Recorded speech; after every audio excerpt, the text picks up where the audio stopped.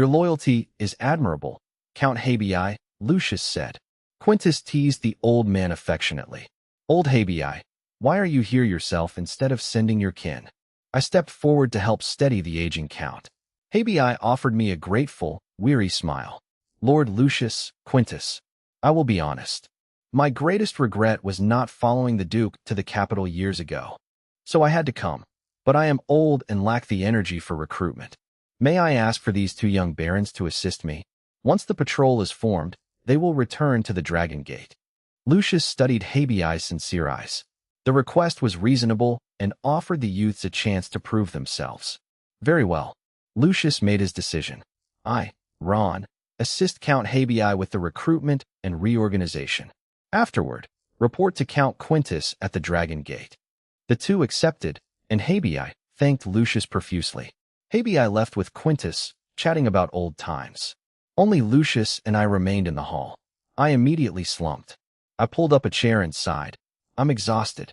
The mental strain had been immense. Lucius's lips curled slightly before he regained his composure. He nudged my chair with his foot. Move. I'm more tired than you. I rolled my eyes but stood up. It's comforting to know that even high-ranking nobles have the emotional maturity of a toddler when they're sleepy. Lucius sat down, rubbing his temples, his fatigue finally showing. Balancing the interests of all parties is more draining than combat. Doesn't it sting to be overlooked by those old men? Lucius asked, his tone cool. You were the one who secured the early warning for Thorn City. I shrugged dismissively. It's fine. I'm more concerned about my obsidian territory. I spoke the truth. My own foundation mattered more than navigating complex social dynamics. Lucius ignored this, pivoting to an unrelated query. Why do you think they obey my orders so readily, even though their primary loyalty lies with my brother, Duke Federico? Confused, I replied. Isn't it obvious? You are the administrator of the West. In the Duke's absence, you represent the LaRoche family and the highest authority in the region. Lucius chuckled enigmatically. Think on that later. He waved a hand to dismiss the topic. Go see Lynn. She knows you're back. As I turned to leave, Lucius added, Eli, this is an opportunity. Seize it. I paused briefly, memorized the words, and quickened my pace. Why was Sir Lucius always so cryptic? Night had fallen over LaRoche Fortress, leaving most areas silent and dark. The library, however, remained lit. At the front desk, the gaunt, hooded elder Talilar Samir sat curled in his oversized chair, just as he always was. Standing before him was another elderly man, Sebastian, whose posture remained remarkably upright. The two elders faced each other in the quiet library. Talilar let out a signature wheezing laugh. Long time no see, little Seb. Sebastian's face twitched with rare annoyance. You're still alive? That's not a nice thing to say. Talilar wheezed, clearly amused. Elven lifespans are truly long, Sebastian remarked. Why have you come to LaRoche Fortress? Is the Bulake family gone? Talilar peered at Sebastian from beneath his hood. I follow my lord, Sebastian replied concisely.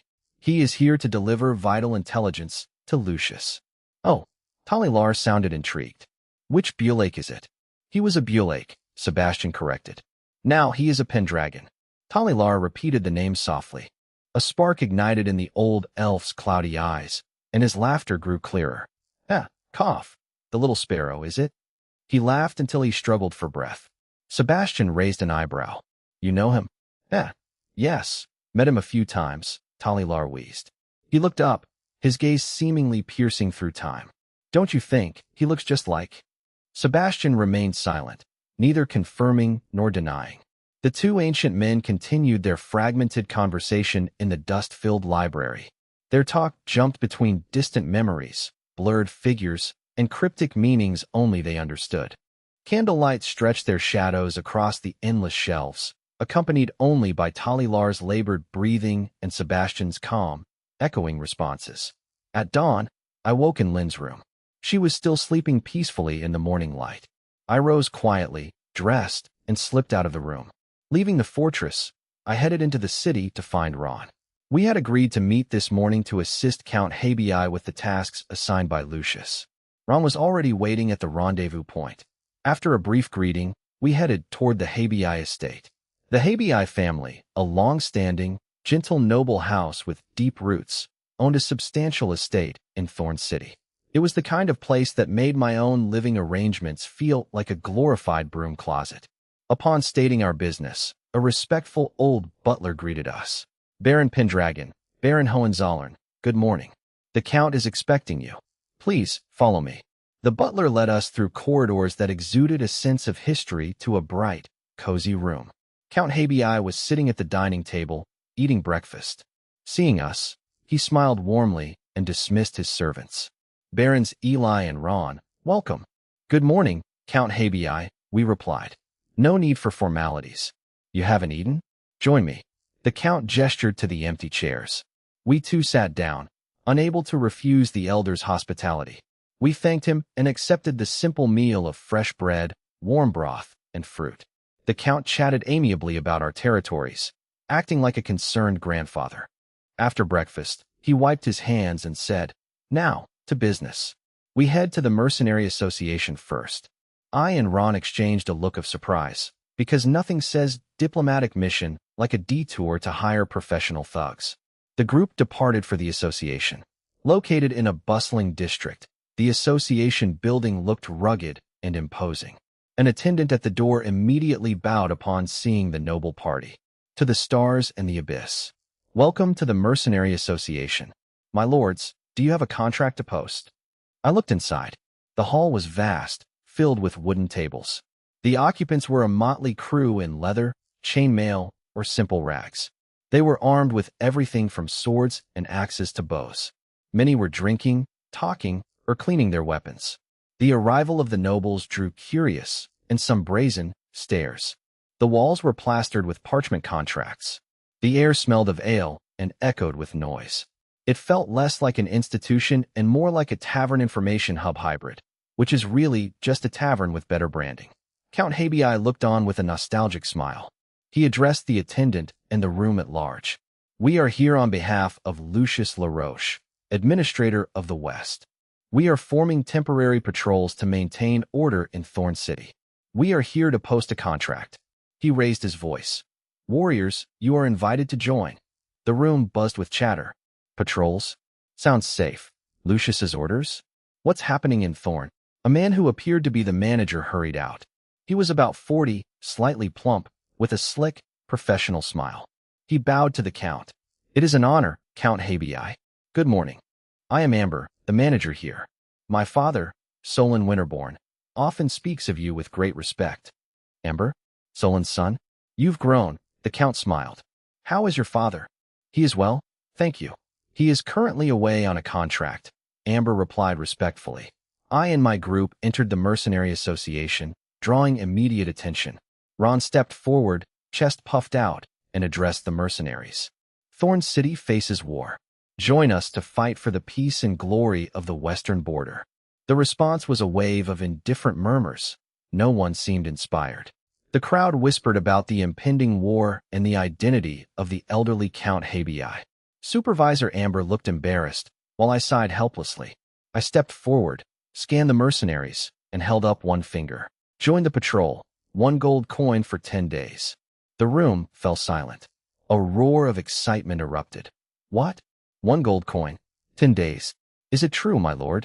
I pledge my loyalty to the West. I have experience. Count Elian. The mercenaries, previously cold to Ron's call, now had eyes gleaming with greed. They swarmed forward, eager to sign up. For them, tangible profit outweighed any patriotic slogan. Count Habii, standing behind me, smiled even more broadly. His eyes narrowed into slits, masking his true thoughts. Ron looked on, his lips pressed tight in frustration at the stark contrast in reactions. As a veteran, he struggled to understand why these people prioritized money over the West. Supervisor Amber laughed and leaned toward Count Habii. How many men do you need? I'll personally escort them to your designated location once recruited. Habii held up 2 fingers. 200. Have them at my estate by sunset. They must be disciplined and reliable. Consider it done. I'll also connect you with some reputable mercenary groups, Amber promised. Amber turned to the rowdy crowd and shouted, Listen up. This is a commission from Count Habii himself. 1 gold coin for 10 days. Register with Catherine immediately Spots are limited. The crowd surged toward the registration desk. Amber promised to visit Habii with his father, and the Count politely obliged. With their goal achieved, the group left the association under Amber's escort. On the street, I noticed Ron's somber mood and comforted him. They are mercenaries living on the edge. Money guarantees their survival and their family's well-being. Deal with them through direct interests. It's amazing how quickly a man's principles evaporate when you dangle a gold coin in front of his face. Ron nodded slowly, understanding the logic but needing time to adjust. Raised in the Hohenzollern family with orthodox knightly training, he found this transactional nature instinctively repulsive. Count Habii, I asked. The mercenaries are handled. Where to next? Habii smiled warmly and replied, the La Roche Grand Plaza. The group headed straight for the heart of Thorn City, La Roche Grand Plaza. It was the city center, used for public assemblies and major events. The plaza was paved with stone and adorned with monuments honoring the La Roche family and the West. Citizens were already gathering there. The air was thick with an unusual, restless tension. News of the war had begun to spread through the city. Habii signaled his officials to begin. They set up a table and a banner clearly reading, Patrol Recruitment. The display drew a crowd, mostly curious young people, all looking for a purpose or perhaps just a way to avoid their chores. A bold youth stepped forward. My lords, what is this recruitment? Is there a war? I took the lead in explaining. Citizens of Thorn. As this young man asked, Thorn City faces war. The Federation remnants in Storm City intend to invade our home. My honesty silenced the restless crowd, who listened with bated breath. We are commissioned by Governor Lucius LaRoche to recruit a patrol. Our mission is to maintain order. We will also transport supplies for our frontline soldiers. Join us for the sake of our home and families. Using the cause of the West, I successfully appealed to the young men's sense of duty. The youth were visibly stirred by words like war, West, and home. War? I'm in. How dare the Federation look down on us? Lucius is still here. Ron watched my effortless handling of the crowd. He sighed, realizing his military prowess didn't translate to this level of social agility. He lacked the flexibility I displayed when dealing with different social strata. Despite being older, he felt outclassed. Accepting this, Ron joined the recruitment effort. He applied what he had learned, adding the final incentive. Yes, joining the patrol isn't just for honor. There is pay. 1 gold coin for 10 days.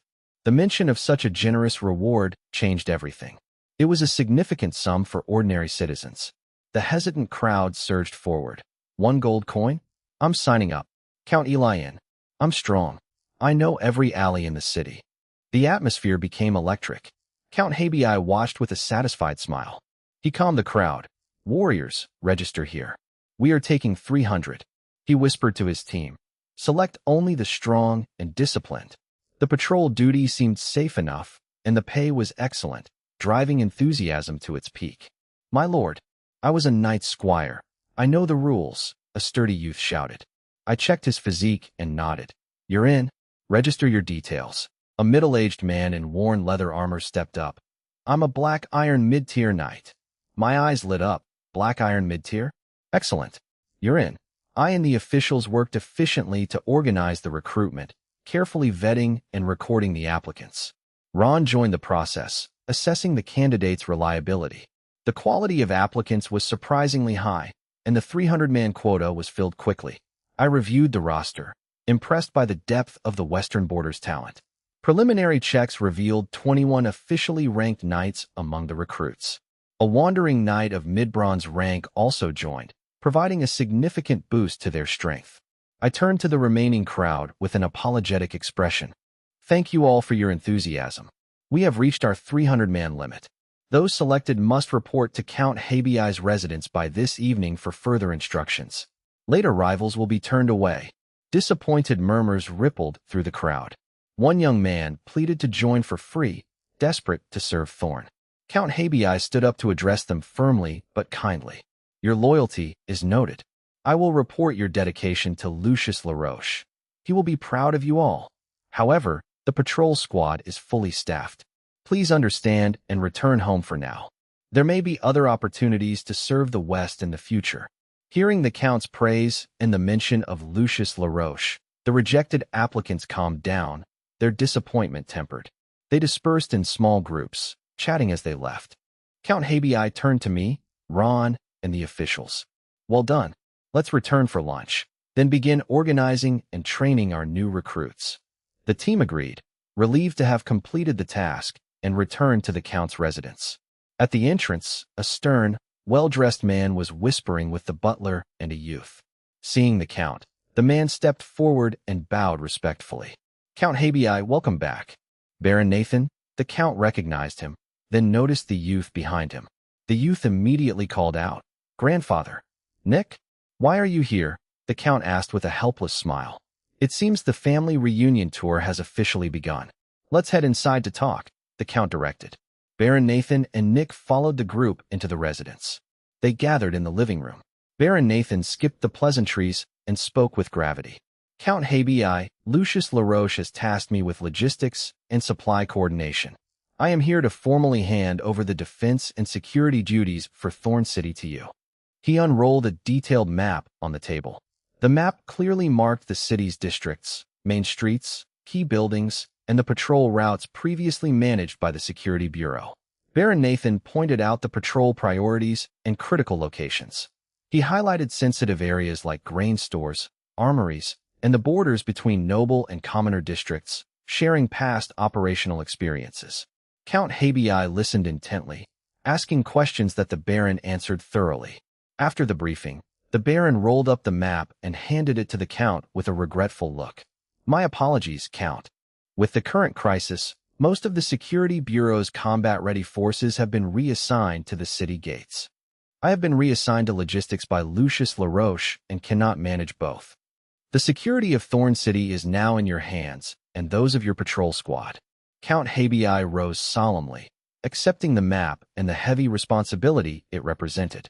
Rest assured, Baron, I will do my utmost to fulfill Lucius LaRoche's trust. Having completed the handover, Baron Nathan declined the invitation to lunch, citing urgent logistics duties, and departed. It's amazing how quickly people find pressing paperwork when a meal is about to be served. Count Habii ordered lunch and turned to his grandson, Nick, with a sigh. Why did you come? I told you to stay safe in Obsidian City. Nick looked aggrieved and defended his decision. Grandfather, I just wanted to see if I could help. Don't you need the manpower? The Count's frustration softened into affection. Fine. Since you're here, stay by my side and learn. Remember, you are not to wander off without my permission. These are dangerous times. Nick's face lit up, and he nodded eagerly. Yes, grandfather. I promise. Satisfied, the Count gestured toward me and Ron. These are Baron Eli Black and Baron Ron Hohenzollern. They are talented young men. You should learn from them. Nick was visibly impressed to learn that men his own age were already barons. He bowed respectfully. Yes, grandfather. I will learn much from these two lords. I and Ron waved off the praise humbly, telling Nick not to stand on ceremony. The butler and servants arrived with a feast. Let's eat. We've all been busy all morning, the Count invited. The lunch atmosphere was much lighter than breakfast. Nick, curious about me and Ron, asked about their respective territories. I and Ron provided brief, polite answers. Count Habii watched them with a smile, enjoying the rare moment of warmth. Halfway through the meal, the butler returned. Count, Amber from the Mercenary Association is outside with a group, requesting an audience. Ron was surprised. Already? He found 200 men that quickly. Count Habii laughed heartily. Amber is as efficient as his father. Let's go see them. He stood up and added to the butler. Clear out the vacant courtyard next door immediately. And purchase several hundred rations, especially meat and bread, for tonight. The butler paused in surprise, but quickly bowed and left to execute the orders. The group walked out to the main gate. Amber stood before a dense, orderly formation of men. There were roughly 200 mercenaries. Despite their varied attire, they were fit, sharp-eyed, and lacked the usual rowdiness of hired blades. The Count was pleased. Amber approached with 4 men who appeared to be leaders. Count Habii, the task is done. 200 men, all disciplined and capable. These 3 are mercenary captains, and this one was elected by the unaffiliated men. All 4 are veterans of the Western Border Army, making them easy for you to command. The 4 leaders stepped forward and gave a crisp military salute. Count Habii praised the 4 veterans, noting to Amber that my meticulous nature was a stark contrast to my father's bluntness. I suppose being called meticulous is just a polite way of saying I'm a pain in the neck.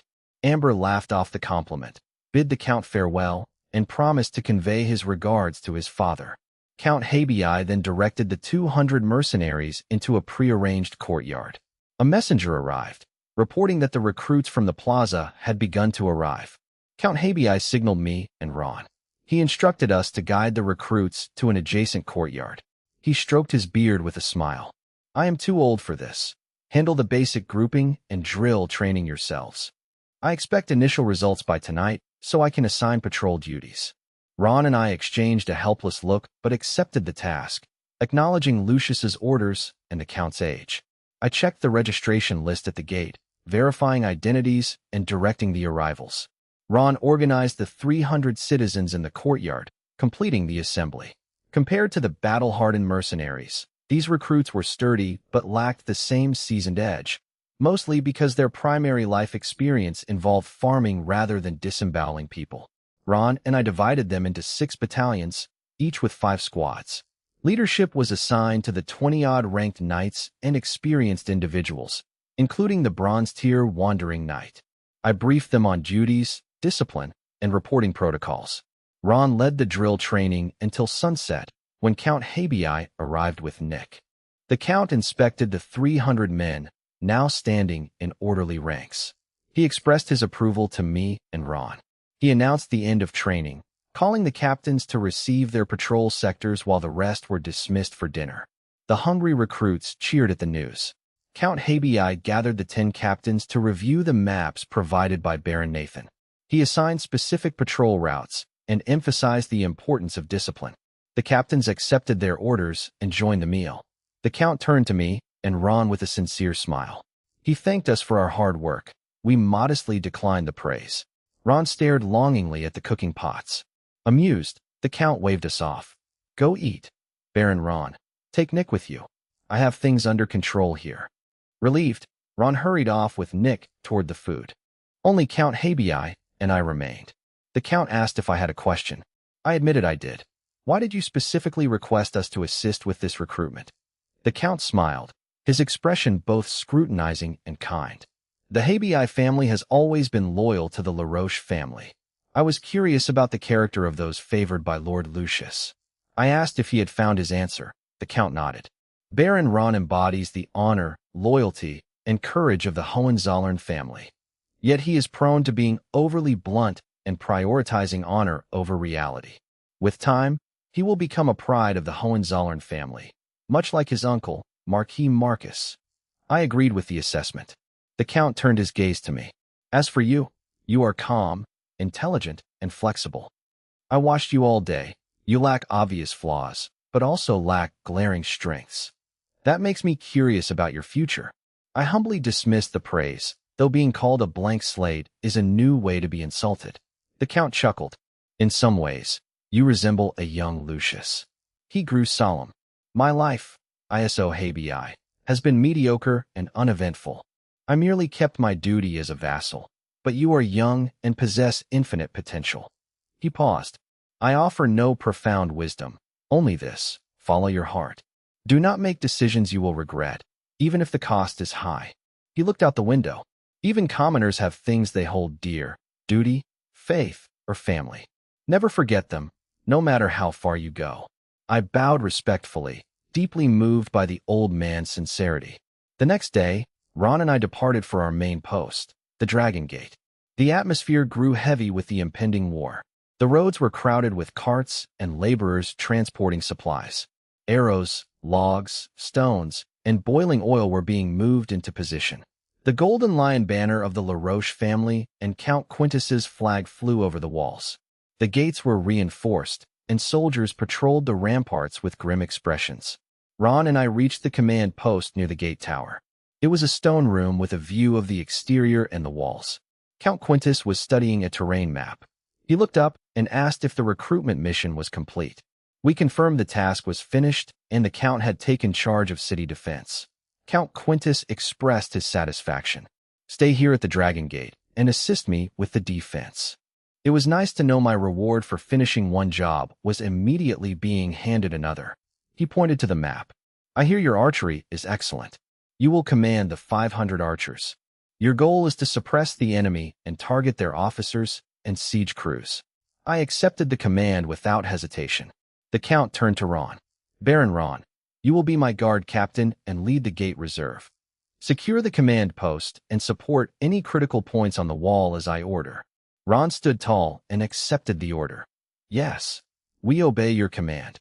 Count Quintus then detailed the defensive deployment for the Dragon Gate sector. He specified the officers in charge of each wall section, supply depot locations, and emergency communication and support protocols.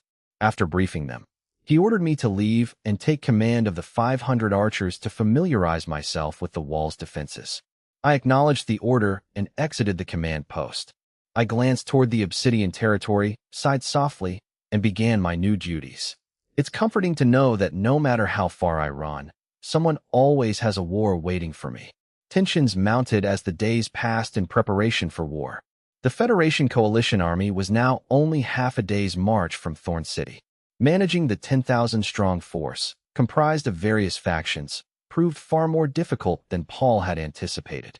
Inside his command tent, Paul sat overwhelmed by maps and chaotic intelligence reports. He realized his position as leader was based on the strength of Wanlu rather than his own personal authority. He struggled to restrain allies accustomed to indulgence in the West. Orders were frequently ignored or poorly executed. An aide rushed into the tent.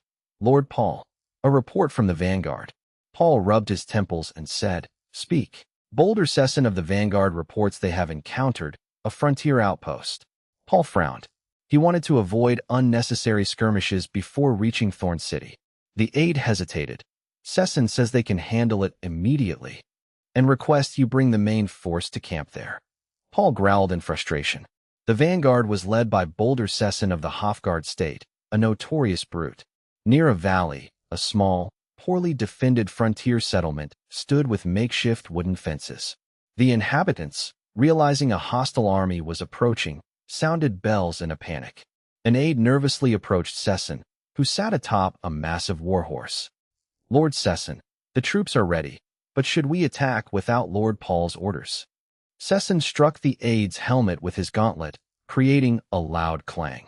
Fool, my only lord is General Amon. Why should I obey that Wanlu pretty boy? He looked at the defenseless settlement with a cruel, bloodthirsty grin. We can handle this ourselves, and let the men stretch their limbs.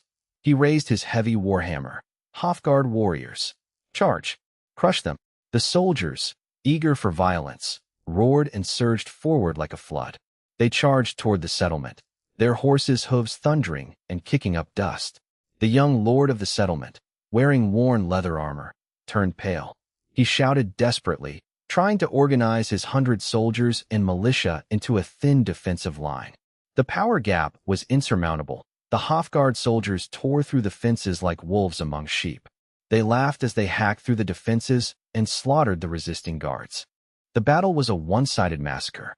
Lord, run. We'll hold them off. A loyal knight shouted, trying to buy time for the young lord. Pest. Sesson charged, swinging his warhammer with brutal force.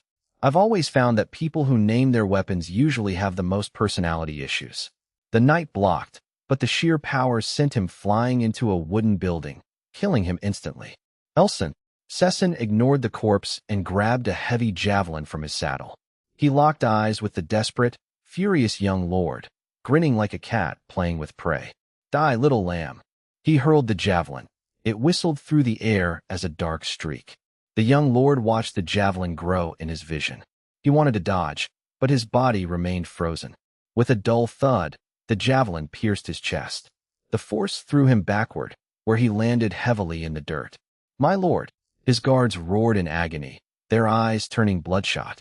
They charged like madmen, but their courage could not bridge the gap in strength.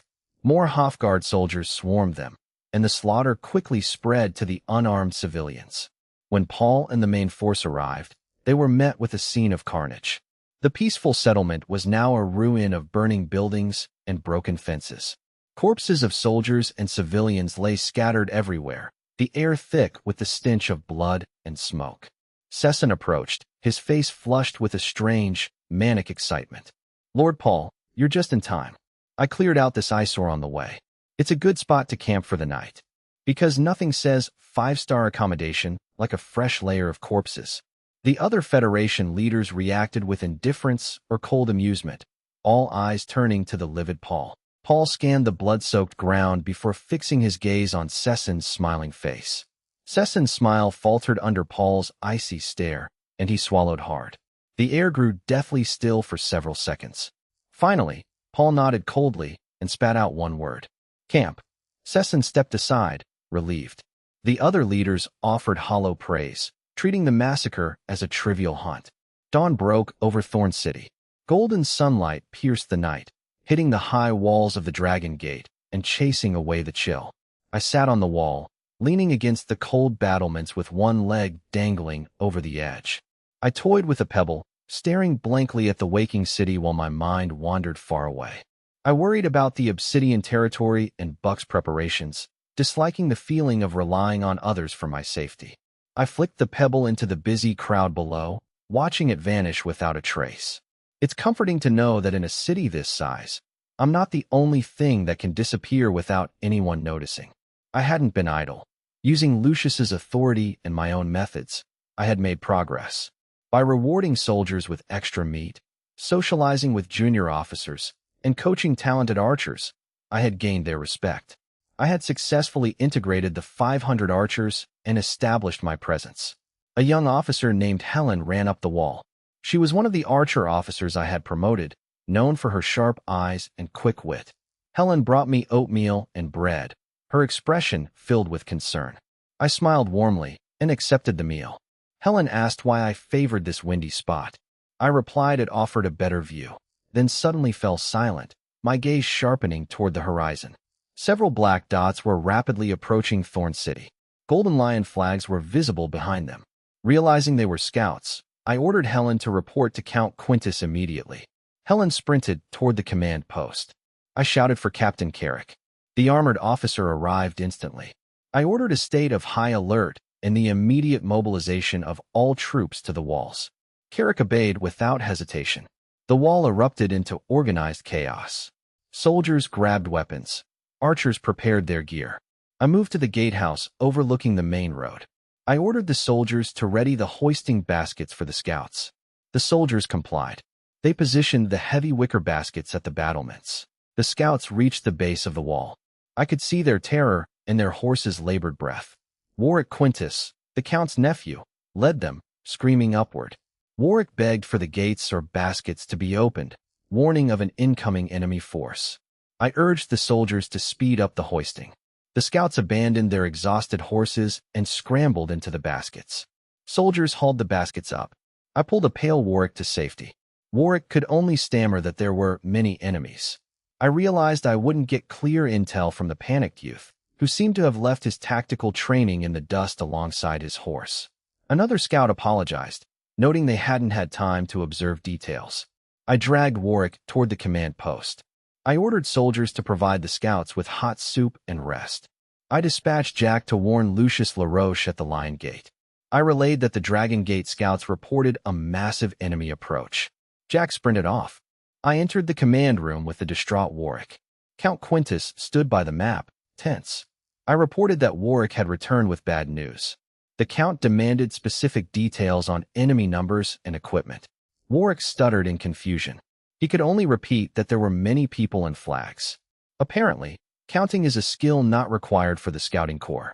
The Count slammed the table in frustration. He berated Warwick for failing to bring back actionable intelligence. As Warwick teared up, I intervened, stating it wasn't the time for blame. I confirmed I had already mobilized reserves and sent a warning to Lucius. I urged the Count to focus on defense. The Count regained his composure. He ordered Captain Victor to maintain high alert across the walls. No one was to leave their post. He ordered Sergeant Avey to move all defensive supplies, logs, stones, and oil, to the walls. Avey complied. He ordered Baron Ron and his adjutant Wick to deploy troops to their assigned positions. They were to follow the pre-established defense plan. Ron was to report back immediately. The Count then turned to me. He ordered me to organize the ranged units at their designated firing positions. He strictly forbade unauthorized firing until his command. I agreed, mostly because I enjoy not being the one responsible for starting a premature massacre. The Count scanned his officers. He reminded them that Thorn City, their families, and their heritage were behind them. He invoked the legacy of their ancestors who had defended the city before them. He raised his voice, rallying them. He declared there was no retreat. They must hold the Dragon Gate for the western border in their honor. The officers shouted their affirmation. They struck their breastplates in unison. They roared for honor. Paul's plan relied on a surprise attack and information asymmetry. He correctly assumed the attack would focus on the Iron, Kings, or Dragon Gates. His tactic was to harass the Lion Gate while launching probing attacks on the other three. This was intended to disperse the defenders' attention. He planned to send 3,000-man units to test the gates. He would then identify the weakest point. Once a weakness was found, he would commit his main force to break through. The plan was sound, provided the city remained ignorant of his approach. Unfortunately for Paul, my intelligence and Lucius's swift response meant Thorn City was already prepared. Paul's secret siege lost its element of surprise immediately. Bolder Sesson and his 1,200 fierce soldiers were tasked with assaulting the Dragon Gate. They approached the Dragon Gate like a moving forest of steel, exuding a primal, overwhelming momentum. The Dragon Gate was already fully prepared. Count Quintus stood at the command post, his cold gaze fixed on the dust clouds and the approaching figures on the plains. Squinting, the veteran commander estimated their numbers. About 1,000. Is this the vanguard or the main force testing our defenses? He muttered to himself before shouting to the defenders. The enemy is here. Everyone to your stations. Prepare for battle. Understood. A unified, low roar erupted from the walls. Soldiers gripped their weapons, eyes locked on the approaching force. Sesson halted his troops at a distance. He narrowed his fierce eyes, scanning the well-prepared walls with a flash of doubt. Something's wrong. Do these Westerners know we're coming? Or is my luck so bad that I picked the one gate they heavily fortified? His rugged face twitched, but the arrow was already on the string. There was no turning back. In Hovgard, cowardice was not in the dictionary. When faced with strong defenses, their instinct was to smash them. Hovgard warriors. Show these Western softies our might. Charge. 500 gold coins to the first man on the wall. Sesson roared, brandishing his heavy warhammer. Roar! His soldiers surged toward the Dragon Gate like a tidal wave. Count Quintus watched them enter range and waved his hand. Eli, I, waiting at my post, commanded. All archers. 3 volleys. Fire. A terrifying sound of bowstrings filled the air as a dense swarm of arrows whistled toward the charging Hovgard soldiers. However, they faced the iron-forged warriors of Hovgard, and the defenders' expressions shifted as they saw what happened next. Sesson sneered at the incoming rain of arrows. Flying shields. Block these toothpicks, he bellowed. Yes, Lord Sesson, his men replied. They pushed forward unique ballistae designed for this purpose. Boom, boom, boom. Several heavy mechanical thuds echoed. At their peak, the projectiles spun and unfolded into circular metal shields. These spinning flying shields formed a high-speed barrier in the air. They deflected or snapped the arrows, while the few that slipped through were easily blocked by the soldiers' thick square shields. The Hovgard ranks cheered. Huh? Pathetic Westerners. Is that all the strength you have? Hovgard is invincible. Bless the god of forging. Count Quintus's face turned ashen. Damn it. It's the Hovgard arrow-breaking flying shield. He recognized the anti-archery weapon, designed specifically to negate massed arrow fire. Normal archery was ineffective, and the defenders' morale wavered. I, however, remained calm, mostly because panicking is terrible for my complexion. I drew 3 armor-piercing arrows, pulling my recurved bow to full moon. With eyes sharp as a hawk, I channeled my battle chi into the bow and released. Whoosh, whoosh, whoosh. 3 arrows streaked like black lightning, tailing each other, bypassing the spinning shields with a piercing shriek. Thud, thud, thud. Three sounds echoed simultaneously. Three leading Havgard soldiers, including a squad leader, were struck. Their sneers froze as their armor was pierced like paper. They collapsed instantly with arrows embedded in their chests and throats. The cheering stopped. I remained stoic as Helen handed me 3 more arrows. I fired again, fluidly, and 3 more soldiers fell. One arrow even punched through a thick shield, pinning the soldier's hand and throat together. This godlike marksmanship stunned the enemy and bolstered the defenders. After a moment of silence, the Dragon Gate erupted in cheers. Lord Eli is a master archer. Incredible. Kill them all. Count Quintus recovered and raised his sword. See? The Federation brats are nothing to fear. Prepare to fight. Let none of them leave alive. The defenders' morale surged. I, realizing arrows couldn't stop 1,000 men, and that my quiver wasn't bottomless, ordered my archers to stop wasting ammunition and assist with stones and logs. Infantry threw javelins and used spears to repel the climbers.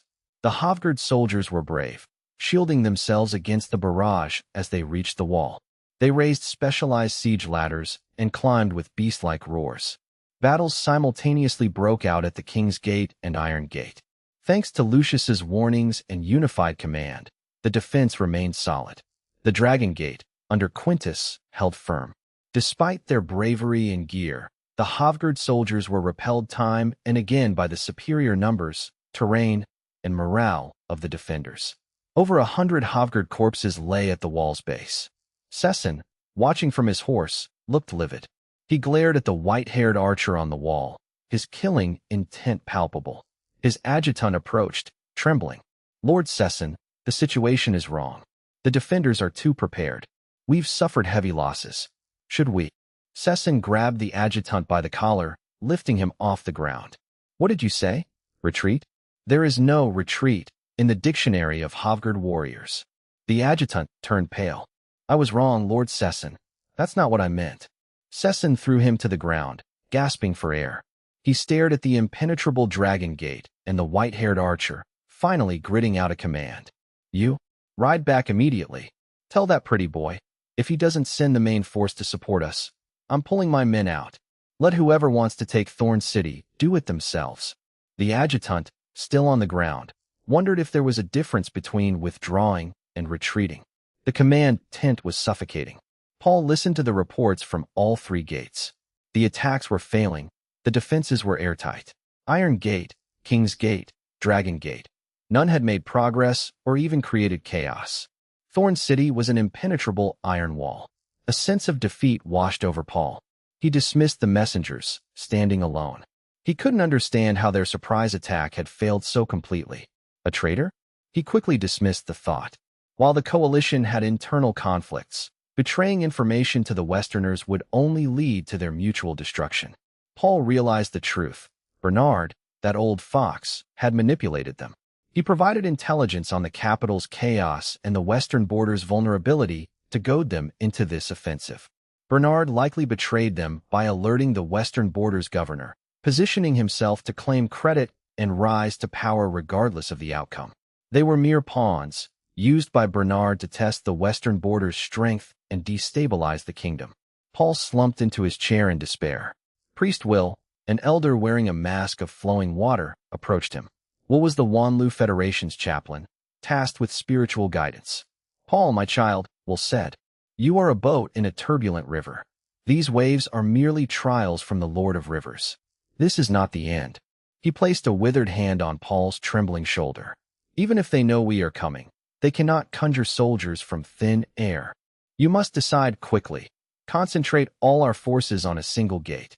Like a river forced through a narrow gorge, we must strike with overwhelming impact. The Havgard soldiers are reckless, but their ferocity in breaching defenses is reliable. Wanlio's faith centers on the water god, Turner. Will's words calmed Paul's anxiety. I understand, Priest Will. Please, baptize me. I suppose I could use a bath, even if it's a religious one. Will took a pitcher of clear water from a nearby table. Standing behind Paul, he began chanting ancient prayers while tilting the pitcher. Cool water cascaded over Paul's head and shoulders. In the name of all rushing and deep waters, we honor you, Lord of Rivers. Grant your grace, that every river may flow as before, and your followers may always find hope in your shimmering waves. Paul closed his eyes, letting the water envelop him. Open your eyes, child, Will proclaimed. You are reborn. The water stopped. Paul opened his eyes, now calm and resolute. He strode out of the tent and addressed his guards. Bring me all the messengers you can find.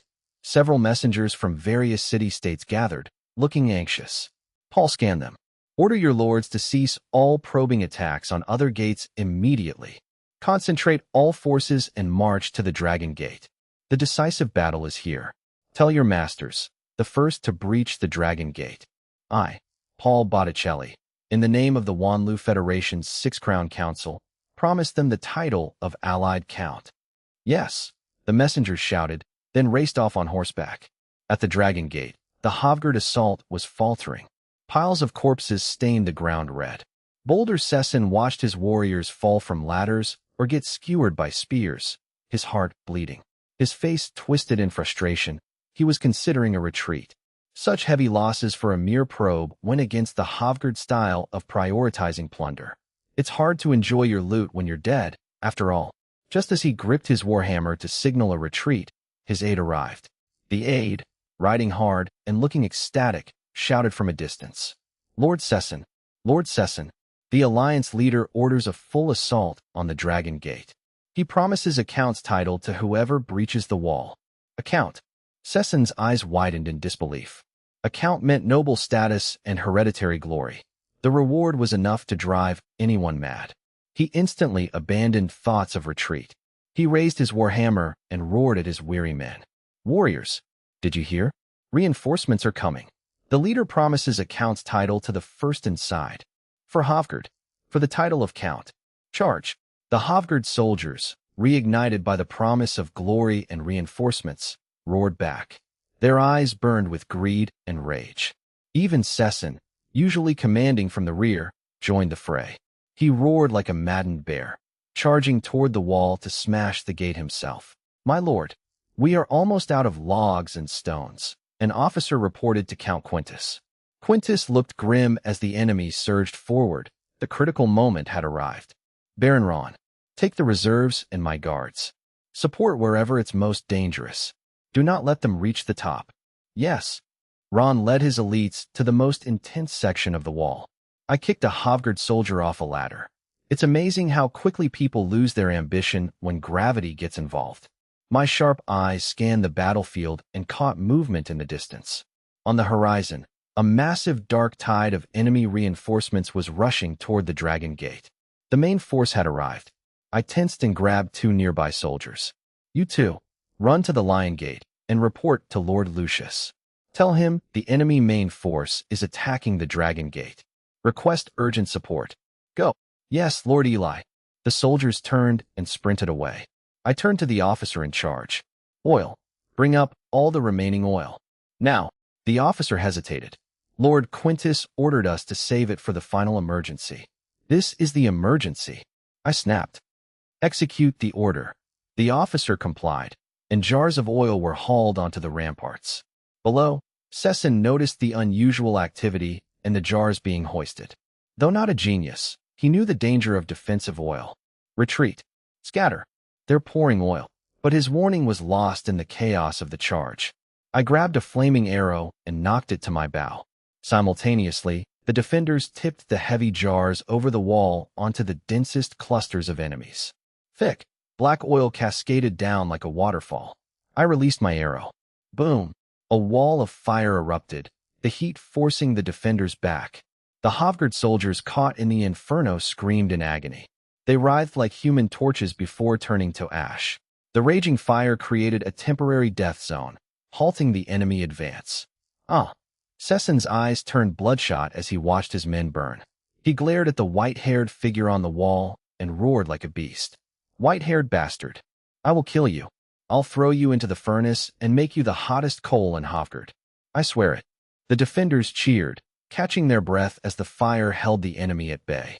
My messengers finally reached the Lion Gate, gasping for air, to find Lucius. Lord Lucius, I sent us to report. The enemy main force is attacking the Dragon Gate. We need urgent reinforcements. Lucius frowned deeply. He really did have a face built for bad news.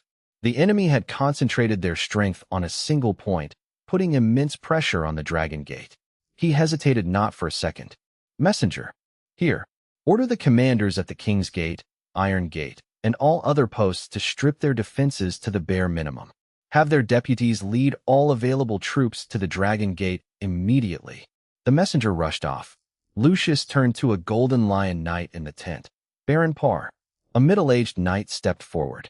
Here, sir. Take all the golden lion knights and head to the Dragon Gate at once. Stabilize the line. Sir, all of them? What about your safety? Go. Baron Parr saluted and left. Lucius stared toward the Dragon Gate, his knuckles white as he gripped his sword. Hold on, Eli. Below the wall, the fire from the oil finally died out, leaving only charred ground and twisted corpses. During the lull, I approached Count Quintus. Count, their main force is arriving. I've requested reinforcements from Lucius. Count Quintus watched the massive army gathering on the horizon. Hearing that reinforcements were coming eased his tension slightly. Well done, he said hoarsely. But until they arrive, we are on our own. The flames vanished, and Paul's coalition army merged with Sessen's remaining forces. Nearly 10,000 soldiers loomed, creating a suffocating pressure. Paul raised his sword toward the Dragon Gate and roared. All troops, target the Dragon Gate. Break it at any cost. Titles, wealth, women, it's all yours for the taking. For the Federation. Charge. Ugh. A roar of greed and bloodlust erupted as the Federation soldiers surged forward like a flood toward the gate. I watched the sea of enemies. It was my first time facing a charge of 10,000. It's a lot of people to be angry at all at once. My heart raced, but I had no time for fear. Archers. Free fire. Target the front. Don't stop.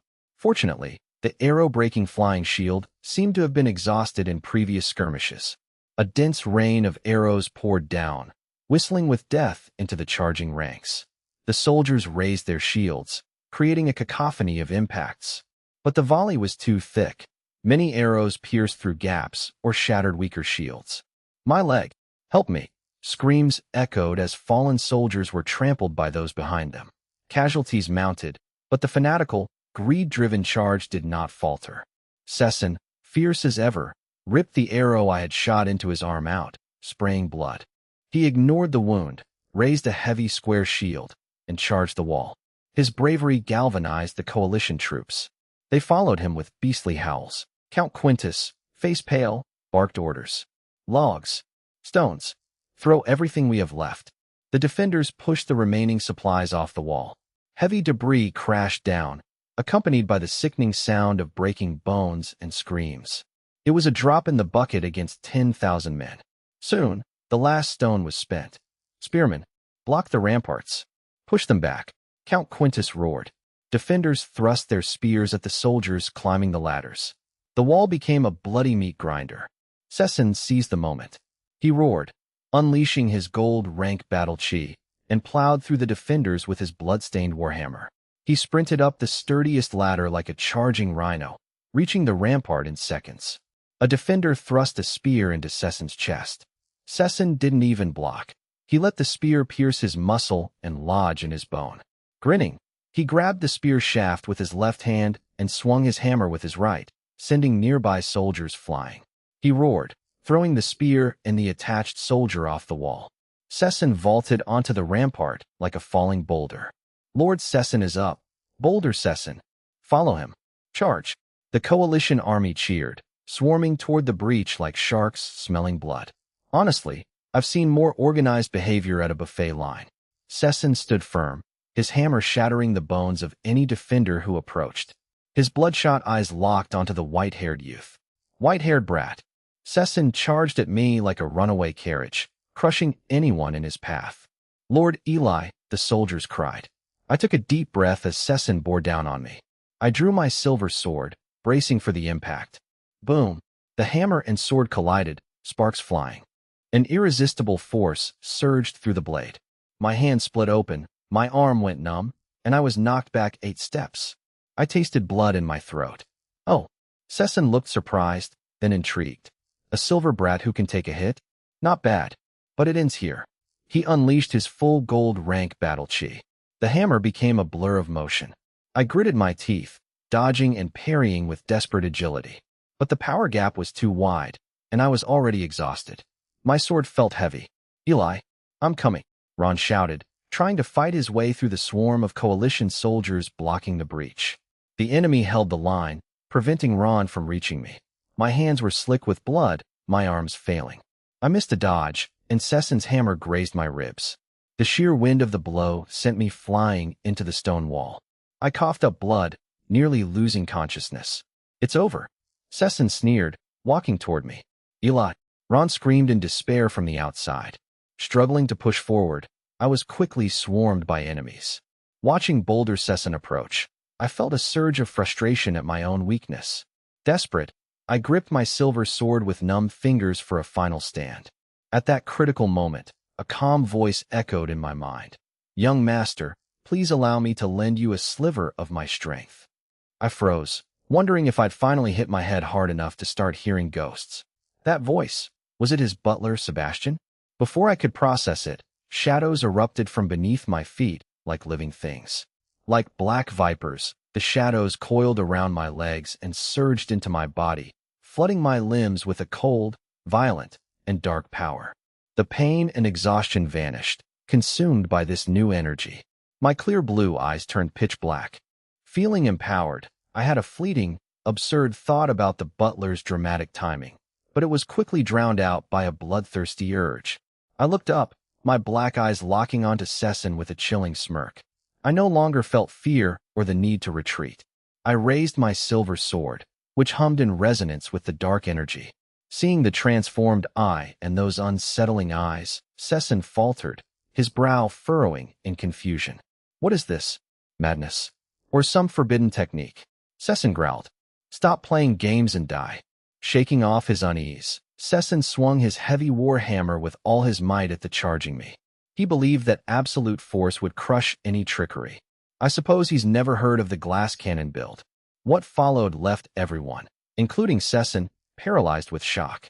I didn't dodge. I swung my silver sword, wreathed in black mist, in a simple strike. Clang crack, the heavy war hammer, forged by a master, was cleaved in two. The cut was smooth as a mirror. Sesson's sneer vanished, replaced by sheer terror. He tried to retreat, but his feet were trapped by his own shadow, which had turned into a viscous swamp. "Now," I said, my black eyes devoid of emotion, "it ends." With a flash of black light, my blade swept across Sesson's neck like a reaper's scythe. Sesson felt a chill, then saw the world spinning. He saw the shocked soldiers below and his own headless body still standing, before his consciousness faded into darkness. Lord Sesson, the Federation soldiers screamed in horror. Their invincible commander had been slain in a single blow.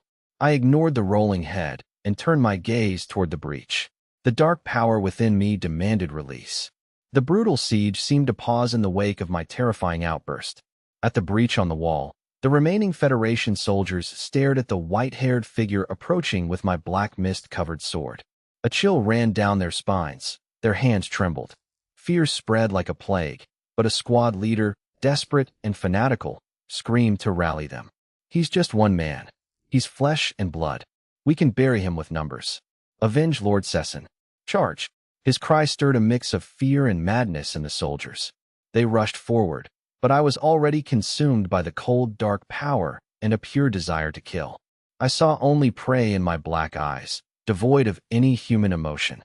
I moved like a ghost, sidestepping, sliding, and striking with lethal efficiency. My sword became a tool of death, each swing bringing a spray of blood.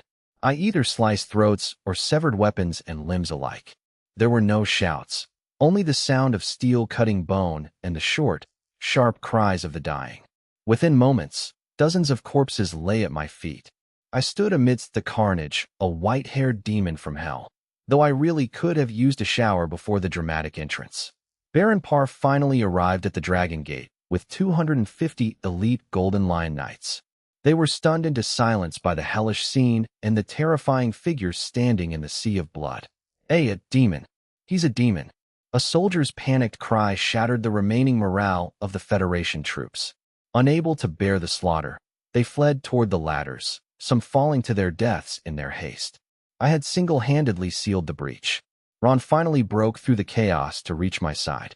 Seeing my pitch-black eyes and feeling my cold aura, Ron felt a surge of dread. "Eli, are you all right?" Ron asked, but I didn't respond. I scanned the chaotic enemy ranks below. My bloodlust unquenched, I gripped the battlement and leaned forward, intending to leap down and continue the slaughter. "Eli!" Ron shouted. He and several soldiers tackled me, dragging me back from the edge. "Let go," I growled, my voice raspy and my strength immense. Seeing me fully possessed, Ron took a risk and delivered a precise strike to the back of my neck. I went limp, my eyes dimming, and I collapsed into unconsciousness. Ron caught me, relieved. Baron Parr and his knights finally moved to secure the wall. They joined the fray, clearing the remaining enemies. With Cesson dead, my counterattack, and the arrival of the Golden Lion Knights, the tide had turned. The Federation's morale, already battered by heavy losses, was shattered. The defenders, inspired by the turn of events, repelled the final desperate assault. Reinforcements from the King's Gate and Iron Gate arrived at the Dragon Gate. The influx of fresh troops bolstered the defense significantly. Caught between the defenders and the new arrivals, the Federation army collapsed. The soldiers fled in disarray, unable to reorganize. Seeing the rout, Lucius immediately led the Golden Lion Knights and all available cavalry in a pursuit. Like lions unleashed, they chased the fleeing enemy until sunset. Only Paul and a few hundred survivors managed to escape into the wilderness. By then, the aftermath of the battle no longer concerned me, mostly because I was currently taking an involuntary nap. Although I remained unconscious, my demonic outburst during the defense of Thorn City left an indelible mark on all who witnessed it. My performance became legendary among the soldiers and nobles, ensuring I would never be forgotten. Post-battle, tales of my exploits spread rapidly, growing more exaggerated with every retelling. "Did you hear? Baron Eli held the breach alone and slaughtered hundreds of Federation soldiers. More than that, my brother saw it. His archery was divine. The best part was the end. They say he cleaved the Hofguard leader and his hammer in two with a single strike. He must be blessed by the gods. They're calling him the Blade of Black and White now." Titles like One Against 100, Godly Archer, and Demon Baron became synonymous with me. Apparently, nobody bothers to fact-check a war hero. During the official victory banquet, the atmosphere was electric. Sir Lucius publicly detailed my heroic deeds before all the Western vassals and commanders. He declared me the primary contributor to the victory, shocking the entire assembly. Nobles who had only heard rumors finally grasped the scale of my achievements. It wasn't just my combat prowess. It was the life-risking intelligence I delivered that saved them all. Lucius then delivered an even more stunning announcement. To honor his service, I, Lucius LaRoche, on behalf of the LaRoche family, make this declaration. Baron Eli Pendragon shall be betrothed to my grandniece, Lynn Aurora of the LaRoche family. Once the Baron recovers, I will personally preside over their engagement ceremony. This move effectively bound the rising star, me, to the most powerful house in the West. My future influence was now cemented. The ceremony continued with rewards for other heroes. Many brave warriors received honors, gold, and titles for their roles in the defense. Notable mentions included Count Quintus, who commanded Dragon Gate, and Baron Ron Hohenzollern, who held the line. Young Knight Phelan Punch was also recognized for his daring countercharge at King's Gate. Lucius personally awarded them the Golden Lion Medal, the West's highest military honor. Through this victory and his new alliance, the pioneer lord from the royal territory had firmly established his legacy. My name and prestige were now unshakable across the western border. News of the victory spread throughout the Orlando Kingdom, boosting morale and national spirit. It served as a stark reminder of the Western Army's might and the LaRoche family's unassailable authority. However, this triumph was not entirely welcome in the royal capital of Orlandia. For Regent Federico LaRoche, the news brought complex political consequences. The stronger the West became, the more precarious his own position grew. To his rivals and the commoners in the capital, he appeared increasingly like a man who threatened the throne. The victory inadvertently intensified the political pressure on him, as dark undercurrents in the capital surged. The political waters grew turbulent. End of book. On the third morning, light filtered into a quiet, luxurious bedroom. My consciousness surfaced from the dark depths like a drowning man reaching the surface. I suppose I should have been grateful for the air, even if it was expensive smelling. I blinked, finding Lynn asleep by my bedside. She rested her head on her arms, her long lashes casting shadows as she breathed steadily. I scanned the unfamiliar, ornate room, my neck stiff. The air smelled of herbs.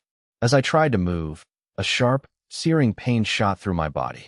I couldn't help but groan, a sound that instantly woke Lynn. She snapped her head up, her eyes still hazy with sleep. Seeing me awake and watching her, her eyes welled with tears. I just wanted to move, didn't mean to wake you. I stammered, helpless as she began to cry. She didn't speak, instead lunging forward to bury her face in my chest. Feeling her tremble, I felt a warmth bloom in my heart. I embraced her, soothing her. "What's wrong, princess?" "I'm fine. When they brought you back, covered in blood, I thought you were dead," she sobbed.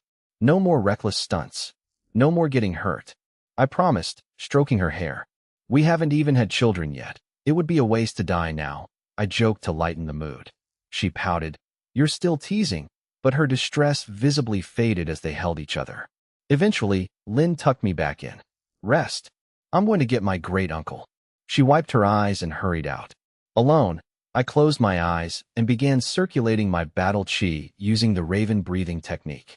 The energy flowed like a gentle stream, nourishing my exhausted meridians and muscles. I was surprised to find that my total battle chi had increased in purity and volume. My life-or-death struggle against Sesson had pushed me to breakthrough to silver mid-rank. Joy was quickly replaced by contemplation. I recalled the cold, destructive, and dark power I had tapped into before losing consciousness. Was that Sebastian's power? It felt sinister and dark, and the aftereffects were severe. My thoughts were interrupted by footsteps outside. The door creaked open. Lynn returned, followed by Lucius and the old butler, Sebastian. With them was an elderly man in white robes, holding a simple wooden staff. Lucius checked on me, looking relieved, then turned to the elder. "Bishop Timmy, I leave him to you." The bishop smiled kindly. "Lord Lucius, you are too kind. It is my honor to assist the hero who defended Thorn City." The visitor was Timmy, a white-robed bishop of Thorn Cathedral. In the Orlando Kingdom, such bishops are prestigious figures stationed only in regional capitals. There are only 4 in the entire kingdom, excluding the Pope at the Cathedral of Light in the royal capital. However, due to shifting times, royal suppression, and the public's focus on secular life, the Church of Light's influence has waned. It no longer commands the absolute authority it held centuries ago. Bishop Timmy approached the bed, nodded at me, and placed his wrinkled hand on my forehead. A warm, gentle energy flowed into me, soothing my aches and fatigue. After a moment, Timmy withdrew his hand with a smile. "By the grace of the Holy Light, Baron Pendragon's constitution is exceptional. You are recovering remarkably well. In my estimation, you will be fully recovered, perhaps even stronger than before, in just 3 days." "That's wonderful." Lynn beamed with genuine joy. Lucius nodded, thanking the bishop. "Thank you for coming personally, Bishop Timmy."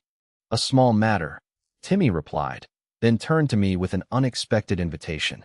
"Baron Eli, would you care to visit Thorn Cathedral once you have recovered? I would be honored to introduce you to the teachings of the Holy Light and the beauty of the cathedral." I wondered why a regional bishop would invite me. Usually, people only want to see me when they need something killed or paid for. I had no prior ties to the church. Was this due to my performance in the battle, or had the bishop sensed something unusual? Keeping my thoughts hidden, I nodded politely. "It would be my honor, Bishop. I shall visit once I am well." Timmy smiled. "May the Holy Light protect you. I look forward to your arrival." "Lord Lucius, Miss Lynn, since the Baron is out of danger, I shall take my leave." Lucius signaled to Lynn. "Lynn, see Bishop Timmy out." Lynn dutifully took the bishop's arm and escorted him out. Sebastian, the old butler, sensed that Lucius and I needed privacy. He followed them out without a word and quietly closed the door. Alone with me, Lucius broke the silence. "You did well. This victory is thanks to you. I smiled.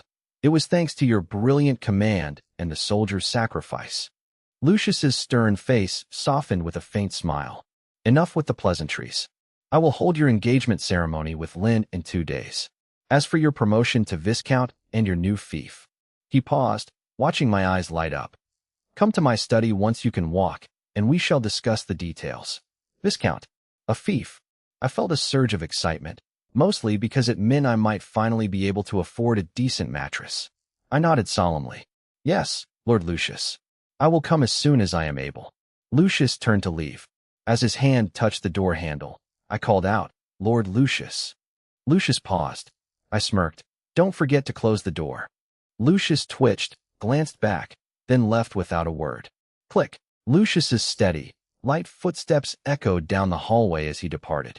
The brief meeting exhausted me, and I drifted back into a deep sleep.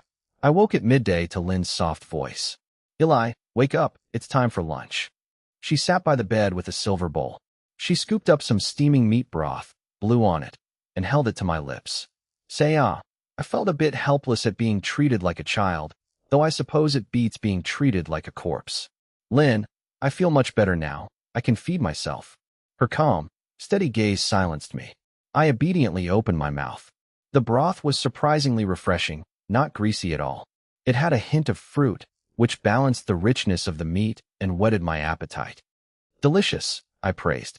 Lynn beamed with pride. Like it. I used spirit lamb from the Southern Territory, simmered for 2 hours with sweet wild fruits and spices. It's the best for restoring your energy. She fed me another spoonful, then added, Oh, while you were sleeping this morning, Count Quintus, Count Habii, and Baron Ron came to visit. They didn't want to wake you, so they left gifts and departed. She offered another spoonful. I swallowed and replied, I see. I will thank them later. I asked, What has happened while I was unconscious? How is the situation after the battle? Everyone is calling you the hero who defended Thorn, Lynn said proudly, then glared at me. A reckless hero. Another bite. I complied. Anything else? Our engagement is in 2 days. The news has spread. The 3 marquises from the east, Claire, Cora, and Winterbourne, have all arrived in Thorn. Marquis Marcus is back too, and he asked about you. Many who defended the city have been rewarded by Uncle Lucius. That's about it. She offered another spoonful. I nodded and swallowed. What about the butler? I want him to return to manage our territory. Sebastian? I'll find him in the library later. One more bite. I took the bowl from her. I'll do it myself, I said, finishing the broth in one go. Apparently, my recovery plan involved being force-fed until I exploded. A warm glow spread through my body. Delicious, I said, handing the bowl back. I'll have another tonight. Lynn looked satisfied, as if completing a mission.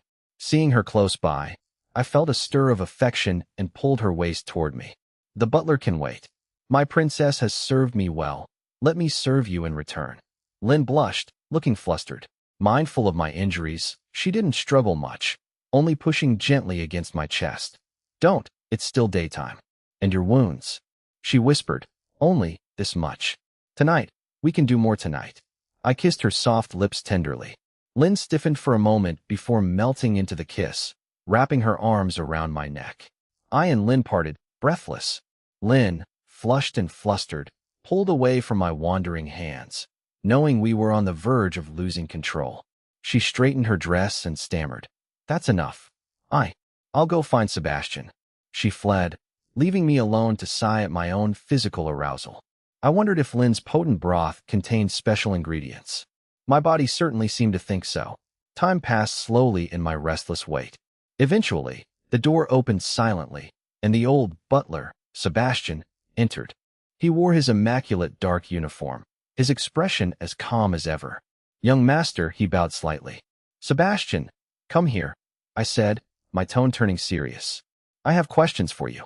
Sebastian approached the bed, standing quietly as if anticipating the inquiry. I stared into his eyes. You know what I'm asking. That power you lent me, what exactly is it? Sebastian paused, a flicker of complex emotion crossing his usually placid eyes. He sighed softly. Since you ask, it is time I revealed everything. It begins with your ancestor, the founder of the Black family, Marquis Philwyn Black. I held my breath, sensing a story of unimaginable scale as Sebastian's gaze seemed to pierce through time. Over 500 years ago, when the magic tide receded, I was a shadow spirit, an entity existing between light and shadow. In ancient legends, we were known as shadow demons. A shadow demon? 500 years ago, I stared at my reliable old butler in utter disbelief. Sebastian continued his calm narration, unfazed by my shock. Marquis Philwyn was one of Caesar Aurora's most valiant and conquest-driven generals. Sebastian looked at me meaningfully. He led the armies that breached Thorn City, held by the LaRoche family for a millennium, and conquered their final stronghold, Storm City. I realized the irony. My ancestor had destroyed the very city I was now hailed as a hero for defending. Apparently, the Black family legacy is just a long, confusing game of property damage. Perhaps it is fate, Sebastian mused. We met during a brutal war in the Northern Territory's Yabufundo Mountains. I was young, arrogant, and held to my own misguided principles. Disgusted by his battlefield atrocities, I attempted to assassinate him to end the slaughter. I failed, obviously, Sebastian said, his voice devoid of emotion. But he didn't kill me. He gave me a choice. I had to atone for my actions.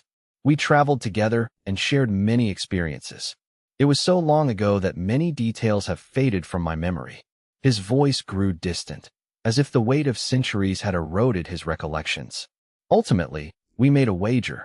Sebastian refocused on me. I lost. I fulfilled my end of the bargain by pledging to protect the Black family for 10 generations. His words fell like stone. Your brother, Salus Black, is the 10th and final master Eli am bound to protect. I sat stunned, processing the revelation of my family's origins and the ancient contract. I was deeply shaken, unable to collect my thoughts. I remained on the bed, struggling to digest the weight of the 500-year-old history. Shadow Demon, a centuries-old wager, 10 generations of protection. I hesitated, then asked, "So, will you leave one day?" Sebastian's eyes flickered, but his tone remained steady. I am a shadow demon, young master. Creating a shadow clone is simple. If you need me, I will always be by your side. I felt a strange relief at the mention of a clone. It's nice to know I have a backup in case he gets bored of my company. As for that power, Sebastian explained, it is the essence of a shadow demon, dark, erosive, and destructive. Your current constitution cannot fully bear it. Exhaustion and unconsciousness are inevitable, but there are no other side effects. That's a relief, I said, rubbing my sore arm. The power was dangerous, but life-saving. As long as it didn't corrupt my mind, the physical toll was acceptable. I turned to business. I'm tied up here with too many trivial matters. Return to Obsidian territory ahead of me. I trust you to manage the territory. Sebastian bowed. As you wish, young master. I will ensure Obsidian territory and Lucerne City remain stable. He paused. Young master, are you close with Talilar Samir, the one in the LaRoche library? We've spoken, I replied, recalling the frail old man. His true name is Talilar Samir. He is no ordinary man. If you are interested in the ancient history of this land, you should ask him. My eyes lit up. The old man really was a hidden master. I understand, I noted. Sebastian bowed again. If there is nothing else, I shall prepare for my departure. Go, and be careful on the road. As the butler vanished, I sighed and lay back on the soft bed. I had so many people to see. Bishop Timmy, Lucius, various nobles, and now Talilar. My social calendar is becoming alarmingly productive. I rubbed my temples, determined to finish my business in Thorn City and return to Obsidian territory. That was my foundation. Furthermore, the defense of Thorn City had decimated the Federation's remaining forces. The western border was now undefended. Reclaiming lost territory was a golden opportunity. With a clear plan, I felt more at ease. That evening, Lynn returned with more of her specially brewed lamb broth. I drank it myself this time. The warmth flooded my limbs, and the effects were immediate. I got out of bed and moved around. Though my muscles ached, I could walk normally.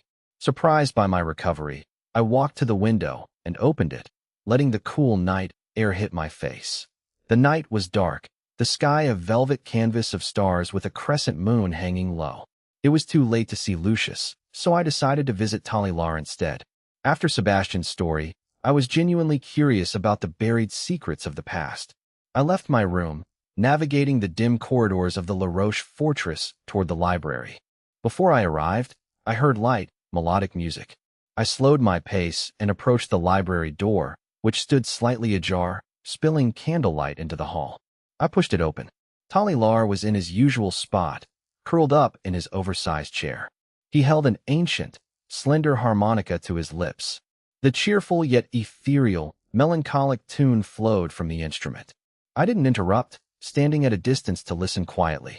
I had never heard the melody before. It was rhythmic, evocative of dancing and play in a forest. Within the shifting notes, I detected a profound, lingering sorrow. As the final note faded, Talilar Samir lowered his harmonica, seemingly unsurprised by my presence. I suppose it's hard to be startled when you're already living in a library. Entranced. Little Sparrow, this is the melody night song forest elves used to worship the goddess of life. It's beautiful, I agreed, then froze. Wait, elves? Goddess of life? You're an elf? This explained why Queen Irene had sensed an elven aura on me at the sanctuary. I must have picked it up during my previous visits to the library while interacting with Talilar. Talilar didn't deny it. So little Seb told you everything? My eyes widened. Calling a centuries-old monster little Seb? Talilar chuckled at my shock. I suppose when you're that old, everyone is a toddler. I am Talilar Samir, an elf. He removed his hood, revealing a wrinkled, pale face that hinted at past handsomeness. His most striking features were his moon-silver hair and the long, pointed ears protruding from it. Real, aren't they? Talilar teased. I asked about the historical enmity between the La Roche family and the elves. On the surface, yes, Talilar replied. Roderick La Roche's betrayal is an undeniable fact. When I pressed for deeper reasons, Talilar shook his head and pulled his hood back up. Some truths are better left unknown, at least for now. He shifted the topic to me with a mocking tone. You're quite bold, little Sparrow. I was confused. Playing both sides, are we? Talilar laughed. Princess Lynn, bearing the blood of both La Roche and Aurora, and our night song forest jewel, Queen Irene. I stiffened. That was an accident. I stammered, flustered that the old elf knew. It's amazing how quickly a conversation turns into an interrogation when you're the one being interrogated. I am one forgotten by time. I observe, but rarely intervene. He laughed at my embarrassment. This is your destiny, I cannot and will not interfere. I frowned at the mention of destiny. So you knew Thorn City would be attacked? Would you have helped if I hadn't warned them? Talilar nodded, then shook his head. Destiny has assigned everyone a role, including you. You obtaining the intel and defending the city was inevitable. Time is a cycle. I knew this the moment I first saw you. I was baffled. First saw me. Talilar ignored the question, conjuring an ancient, thick book. A gift of destiny. He then produced the wooden harmonica. And these rings, he added playfully, a personal gift. I accepted them, hesitant. Talilar leaned in, whispering, I'll teach you an elven serenade to win Queen Irene's heart. My lip twitched. Get lost. Talilar roared with laughter. Interesting. You're more amusing than I thought, little Sparrow. I stood there, holding the items, watching the wheezing old elf. I began to wonder if Sebastian's definition of unusual was flawed. Well, will you learn? Fine. Amidst Talilar's mocking laughter, I succumbed to curiosity and learned the soothing melody. I memorized the key notes and techniques, though I'm fairly certain the queen would prefer a sword to a flute solo. Though I suspected the old man's motives, I felt the skill might prove useful. On my way back, the corridor was silent, save for my own footsteps. I examined the mysterious book. The cover was made of an unknown, cold material, devoid of any markings. Driven by curiosity, I carefully opened the heavy cover. The pages were thick, yellowed, and completely blank. I frowned, flipping through several pages, finding nothing. A wordless book? I muttered, feeling disappointed. I expected something more from Talilar. Apparently, his idea of a gift is an expensive paperweight. Just as I prepared to close it, text began to emerge, glowing with starlight. The ink shimmered with a faint, ethereal light. I glimpsed destiny among the stars. This is no mortal chronicle, but a hidden epic of shadow and light. The prince sits upon a boat abandoned by his crew, his crown lost. Caesar, Aurora, the legendary founder of the Orlando Kingdom. I pondered the meaning of the lost crown, but the final line struck me like a hammer. Hello, I gasped, slamming the book shut, my back against the cold wall, sweating profusely. Was it a hallucination? A trick of exhaustion? I forced myself to calm down and cautiously reopened the book. The pages were blank again. I flipped through the entire book. Every page was empty. The glowing prophecy and the greeting seemed like a fever dream. Impossible. I didn't misread it. I whispered. I swallowed hard and hurried back to my room. Once inside my quiet bedroom, my nerves finally settled. Lynn was waiting in a chair by the window. She turned, her smile vanishing when she saw my pale face. Eli, you look so pale. Are your wounds acting up? I cut her off with a sudden, tight embrace. I buried my face in her neck, saying nothing. Feeling her warmth, the eerie sensation of the book slowly faded away. A sense of peace and warmth replaced the lingering fear. Lynn was startled by the sudden embrace but quickly recovered, wrapping her arms around me and patting my back. What's wrong? A nightmare? Or are you unwell? She asked softly.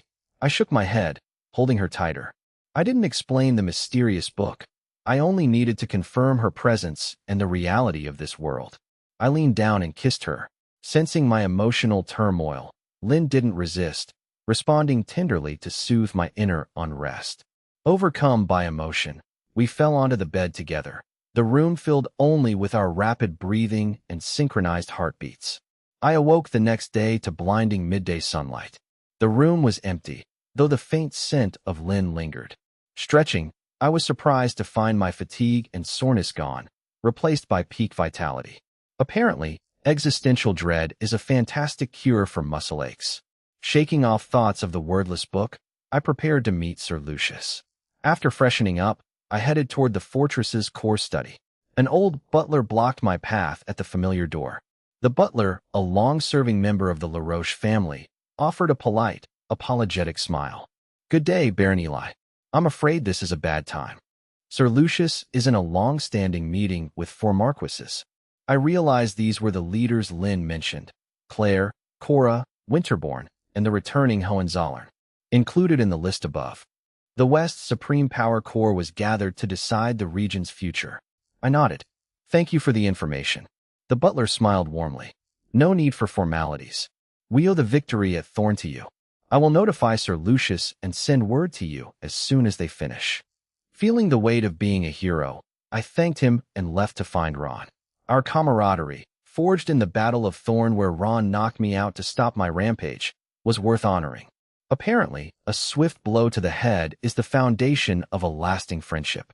Meanwhile, in Kyle City, held by the Hofguard Federation, in a room adorned with battle axes and hammers, General Amon, a burly man with a thick red beard, frowned as he listened to a travel-worn subordinate. Defeated? Total annihilation. Amon's voice boomed. His illness was genuine, which was why he hadn't personally led the attack on Thorn. He had sent his trusted general, Boulder Sesson, with 1,200 elite Hofguard warriors. He expected at least to cripple the western defenses. Instead, he received news of a crushing disaster. Yes, General, the scout trembled. The plan leaked. Thorn's defenses were impenetrable, and Lord Sesson is dead. Amon sighed, his brow furrowing deeper. He was lucky to have stayed behind. But Sesson was the grandson of a master blacksmith. The Federation would be furious. He slammed his fist onto the iron table with a loud clang. Paul Botticelli, that incompetent fool from Wanlu. He should have died on the battlefield. You're right, General, the subordinate agreed. He took 3,000 men, and with the other city-states, we had 15,000. How could they lose so badly? You should have been the leader. If you had commanded, this wouldn't have happened. Amon interrupted the flattery. Wait, you said Paul took 3,000 men from Storm City? Yes, General. Most of the main force. Amon repeated the number, his eyes glinting with a new, calculating light. He looked at the subordinate, his voice filled with excitement. Then, how empty must Storm City be right now? The subordinate's eyes widened. General, you mean? Amon smiled greedily. Paul's incompetence caused our losses. The Western Army will surely retaliate. Kyle City is inferior to Storm City. If we seize Storm City now, we can hold out longer and find a way to retreat to the Federation. He looked at the subordinate. Are you sure you were the first to return? Yes, General. I swear by the god of the forge. I followed your orders, watching from the rear. As soon as they routed, I rode back immediately. Good, Iman decided. This is our chance to prove the value of Hofguard warriors. Get Hammer and the others. Now. Yes, General. The subordinate ran off. Iman touched his heavy battle axe. A new storm was brewing, fueled by those seeking to profit from the defeat. The meeting with Ron was relaxed and pleasant. Over ale, we reminisced about the battle at Thorn. Ron remained uneasy about my demonic outburst. I vaguely attributed it to a costly family secret, which Ron accepted out of respect. To thank him, I promised Ron a high-purity mithril spear. Ron froze, his cup nearly slipping from his hand. The veteran Hohenzollern knight's eyes widened, his lips trembling. His eyes welled with tears. Eli, are you serious? Ron choked out. It's too valuable. I can't accept this. He tried to refuse, adhering to his knightly code. But the instinctual desire for a legendary weapon was overwhelming. A mithril weapon. Even the prestigious Hohenzollern family only possessed two. Included in the context above. A personal mithril spear was an irresistible temptation for a warrior. Apparently, chivalry has a very specific price point. Seeing my sincerity, his refusal died in his throat. He grabbed my wrist. Eli, Ron sobbed, tears rolling down his face. Thank you. Ron Hohenzollern, will never forget this. I was momentarily stunned and touched by Ron's raw emotion. I patted Ron's hand, amused. It's just a weapon, Ron. We're comrades in arms. You earned it.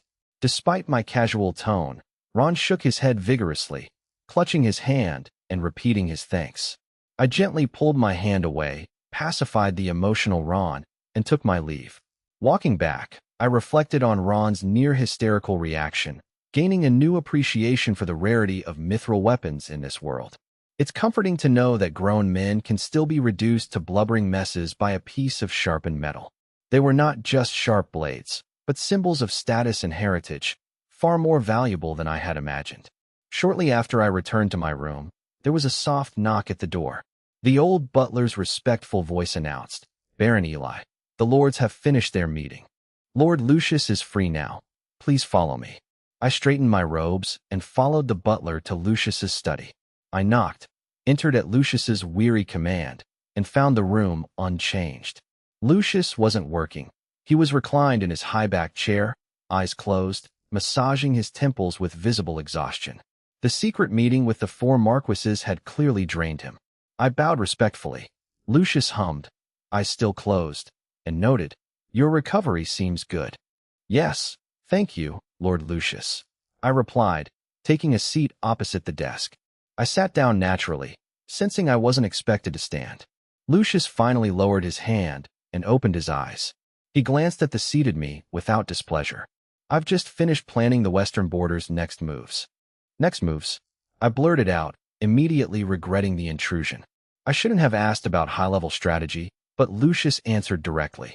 The Federation lost most of their troops at Thorn, leaving their occupied cities defenseless. With the Federation currently embroiled in internal strife, they can't provide reinforcements. We must seize this chance to drive them out of the Western Border entirely. He paused, looking at me. We agreed to begin the operation after your engagement ceremony with Len. I understood and nodded. Understood, Lord Lucius. With Marquis Marcus back from the royal capital, his command will ensure we reclaim all lost territory quickly. Lucius nodded in agreement, then abruptly shifted the topic. Tell me, why do you think Marquises Claire, Cora, and Winterborn came to Thorn together? I hesitated. To seek forgiveness? Partially correct, Lucius said, sipping his cooled tea. Only half. My mind raced, though I suspected the other half involved a lot more paperwork than I wanted to deal with. If forgiveness was the pretext, what was the deeper motive? Could they be vying for the position of Supreme Commander in the upcoming campaign? Realizing I had touched on sensitive power dynamics, I quickly added, Forgive my reckless speculation, Lord Lucius. Instead of a reprimand, a low, short laugh escaped Lucius. He looked at me with undisguised appreciation. Haha, You've grown quite a bit. He set down his cup. Speak your mind freely in the future. No need for such restraint. After all, we'll soon be family. I felt a warmth in my chest and seized the moment to ask about my own fief. Seeing my eager expression, Lucius felt his fatigue lift. He pointed at me and smiled. I know what you're after. Don't bother with major strategic hubs like Kyle City. You lack the seniority to command it, and it's too far from your obsidian territory to manage effectively. I put on a look of mild disappointment. We've decided on Spring City, south of Lucerne City, as your new fief. It's mid-sized, fertile, well-watered, and perfectly connects with your existing lands. The three territories will form a defensive triangle, ideal for both security and future growth. He added, the environment is quite pleasant. You're getting a good deal. My eyes lit up at the mention of a defensive triangle. Stability. My power base would now be a mutually supporting whole. It was far more valuable than an isolated city. Thank you, Lord Lucius, I said sincerely. Lucius's expression dimmed slightly. The Samuel family held Spring City. They were loyal and ancient. Sadly, they and most of their vassals perished in the war following the fall of Storm City. My joy faded at the news. Enough of the past, Lucius said, waving it away. He then posed a question that made my scalp tingle. Who do you suggest should lead the reclamation campaign? I broke into a cold sweat. Speculating on the Marquis's motives was one thing. Advising on the commander was another. The water was too deep for me to wade into. If the powerful Marquises learned I was meddling, I would face dire consequences. Lord Lucius, I said, carefully choosing my words. I am not familiar enough with the Marquis's capabilities or temperaments to offer an opinion. Lucius chuckled at my discomfort and let it slide. Fair enough, that's above your pay grade. I have another task for you. I exhaled in relief. Please, command me. Bishop Timmy invited you to visit the Thorn Cathedral, didn't he? I want you to gauge the church's recent movements and their attitude. The church? I asked, surprised.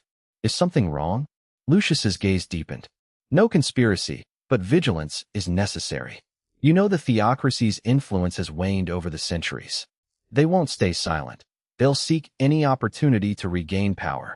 After the Battle of Thorn, Bishop Timmy suggested I authorize the restoration of their armed force, the Sons of Light. Church militants? I frowned, realizing the gravity. An armed force loyal only to the church was a direct challenge to the current power structure, especially now when the western border needed absolute stability for the upcoming military campaign. I understand, Lord Lucius, I said solemnly. I will keep a close watch. The next morning, I rose early and headed alone to the Thorn Cathedral in the city center. The grand cathedral stood in the dawn light, its spires piercing the sky. Stained glass glowed with quiet, magnificent colors. Yet, as I approached, I noticed something unusual. The massive, intricately carved doors were open, and the solemn sound of chanting and collective prayer drifted out. I stepped inside. The vast nave was packed with worshippers. They ranged from commoners in rough linen to the well-dressed, all looking toward the front with pious expressions. I frowned. I hadn't realized it was Sunday, or that so many people had nothing better to do at the crack of dawn. I quietly took a seat near the edge, intending to observe until the service ended. At the front, a middle-aged priest in white, gold-trimmed robes stood before a statue, holding a glowing sun-shaped holy emblem. The priest's booming voice echoed through the cathedral's high dome. O Lord, you are the primal light, the first holy flame at the dawn of chaos, the architect of order, and the source of all hope. The congregation bowed their heads, hands clasped in fervent prayer. We are sinners seeking your mercy, children seeking your grace. We repent for yesterday's faults and pray for your cleansing. We seek your guidance for the path ahead today. He raised the sun emblem high, addressing the sea of believers. O Lord, hear every prayer in this hall and accept our humble, sincere hearts. May glory, power, and praise be yours, from today until eternity, from this world to the heavens, without beginning or end. Without beginning or end. The crowd roared in unison, their faces glowing with awe as if they truly felt the divine presence. I sat in the corner, observing the manipulative display with a deepening frown. Watching the fervor, I gained a sudden insight. I finally understood why the kings of Orlando spared no effort to suppress the church's power. Such influence over the masses was a massive threat to any secular regime. As the service ended, believers began to donate or bathe in holy water, presumably to wash away the sins of being gullible. The area grew chaotic as monks guided the crowd. I slipped away to the quieter, dimmer rear of the church. I stopped an elderly monk.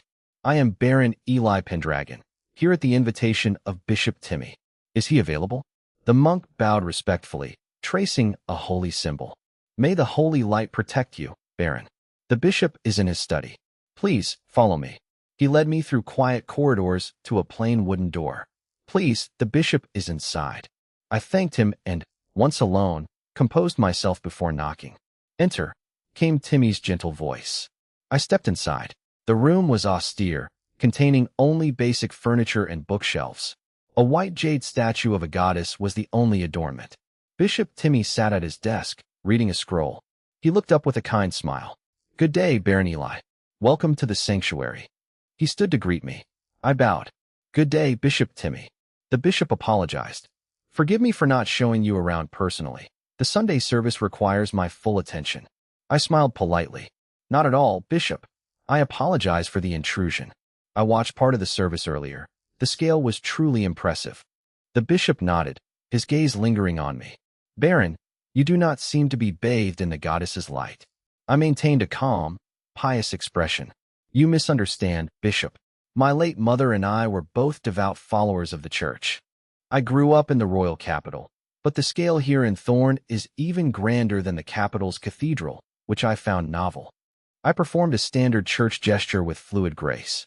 I recalled these rituals from my childhood visits with my mother. The bishop's eyes softened. "I see. Forgive my rudeness. May your mother's soul rest in the divine kingdom." I thanked him. The bishop invited me to sit. "Are you from the royal territory?" I confirmed my lineage as a member of the Black family.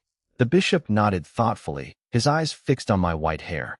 "To my knowledge, the Black family is known for their deep black hair. Yet you possess hair as striking as the royal Aurora family. It is quite memorable. Might I ask about your mother?" I frowned. My mother was a commoner from the royal territory. As for my hair, it is the result of later circumstances, which I cannot disclose, Bishop. The bishop apologized profusely for his prying. I considered leaving, but realized I had learned nothing. I decided to stay, mostly because I'm far too stubborn to leave empty-handed. "Bishop, you are a high-ranking official. Why invite a minor baron like me?" The bishop smiled. "Do not sell yourself short. You are a hero in the West. Not just I, but the Pope in the capital is quite interested in you." He chuckled softly. "The Pope even mentioned in a letter that you seem like a completely different person." My internal alarms rang. Apparently, the Pope has a hobby of keeping tabs on people who aren't him. Why would the Pope care about a rising Western baron? I replied calmly. "I am honored by the Pope's attention. I am still Eli Black, or Eli Pendragon. Perhaps the hardships of the West have forced me to grow, making me seem like a stranger to those who knew me before." "Growth is natural," the bishop agreed. He poured water for me. "In my youth, I was just a reckless boy who knew only how to swing a sword." I took the cup. "And now, Bishop, you have surely moved past such things?" The bishop laughed self-deprecatingly. "Now? I am just a dying old man who can barely lift a blade. I spend my remaining days serving the gods here." I offered a polite compliment, and the bishop steered the conversation toward basic church doctrines and miracles. The bishop spoke at length about the faith. I played the part of the humble, curious young believer. Half an hour passed. Realizing I would get no real information, I rose to leave. The bishop walked me to the door. "May the light guide you." As the door closed, the bishop's smile vanished. He stared out the window at the courtyard trees. "Sigh, he is indeed from the royal territory. It seems it is not him." He retrieved a delicate, gold-trimmed letter from a hidden drawer. He opened it carefully. His eyes rested on the Pope's prophecy. "The new sun shall rise from the lands of the sun's birth or death. He will bring an undying light. This sun shall not set, this light shall not fade. He will crush the fangs of chaos and plant the seeds of eternal peace." After leaving Thorn Cathedral, I returned directly to La Roche Fortress. I relayed Bishop Timmy's cryptic warning about an old man who can no longer lift a sword to Lucius. Contrary to my expectations, Lucius remained entirely unperturbed. I see, Lucius nodded. Don't concern yourself with the church for now. Bishop Timmy is a clever man who knows his limits. You've done well. He waved the matter aside. Focus on preparing for tomorrow's engagement ceremony. This is a matter of Western border prestige. Most of the influential nobles will be in attendance. Ensure there are no mistakes. Though still puzzled by Lucius's reaction, I nodded in agreement. I suppose being unbothered is a prerequisite for being a lord, or perhaps he just really likes parties. Understood, Lord Lucius. Walking back to my quarters, I noticed the fortress atmosphere had shifted. Servants scurried through the halls, laden with fine fabrics, silverware, fresh flowers, and ornaments.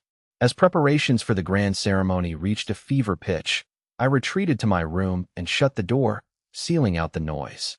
Leaning against the door, I closed my eyes, my thoughts drifting to Lynn and Queen Irene. Both women had left their mark on my life. A flicker of complexity crossed my face before hardening into resolve. I would have both. With this decision made, my lingering hesitation vanished, leaving me feeling clear-headed. The next day, I rose before dawn. Servants helped me into the formal attire I had worn at the Thorn Cathedral meeting. The deep black ensemble was impeccably tailored, accentuating my tall, lean frame. The shoulder guards were uniquely crafted to resemble dragon claws. A heavy, deep-sea blue cloak flowed from the pauldrons down to my ankles. Escorted by the butler, I arrived at the fortress's grand banquet hall. Long dormant since Duke Federico's departure for the capital, the hall was now ablaze with light from massive crystal chandeliers, reflecting off polished floors and long tables set with silver and fine china. Nobles in ornate, crest-bearing attire were already seated, murmuring amongst themselves. The ladies, adorned in jewels and flowing gowns, added a vibrant grace to the room. As I scanned the crowd, I realized nearly all the western border nobility had gathered for my engagement to Lynn and the upcoming campaign. A young boy in fine dress spotted me and broke away from his attendants to run over. Baron Eli. Young Duke Constantine LaRoche approached, his face a mix of excitement and playful annoyance. I've finally found you. You're never in the fortress when I look. I bowed with a gentle smile. Greetings, young Duke. It has been a while. Have you kept up with your archery practice? Before Constantine could answer, an anxious elderly butler hurried over. My young Duke, the ceremony is about to begin. You must greet the assembled nobles. It is a necessary etiquette. Constantine pouted but understood the necessity. I intervened kindly. It's all right, young Duke. We have plenty of time to talk later. Duty calls. Constantine nodded and followed the butler away. A servant then approached me. He led me through the side corridors to a private lounge behind the banquet hall. Inside, the room was opulent, filled with thick carpets and expensive oil paintings.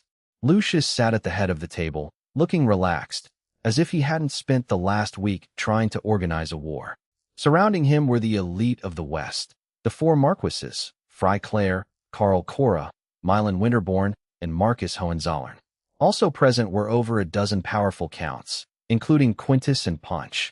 The room was thick with the weight of authority. As I entered, the laughter died down, and all eyes turned to me. A dozen gazes, scrutinizing, curious, and appreciative, fell upon the day's protagonist. I felt like a prize pig at a county fair, only with significantly more expensive tailoring. Count Quintus and Marquis Marcus, most familiar with me, broke the silence with warmth.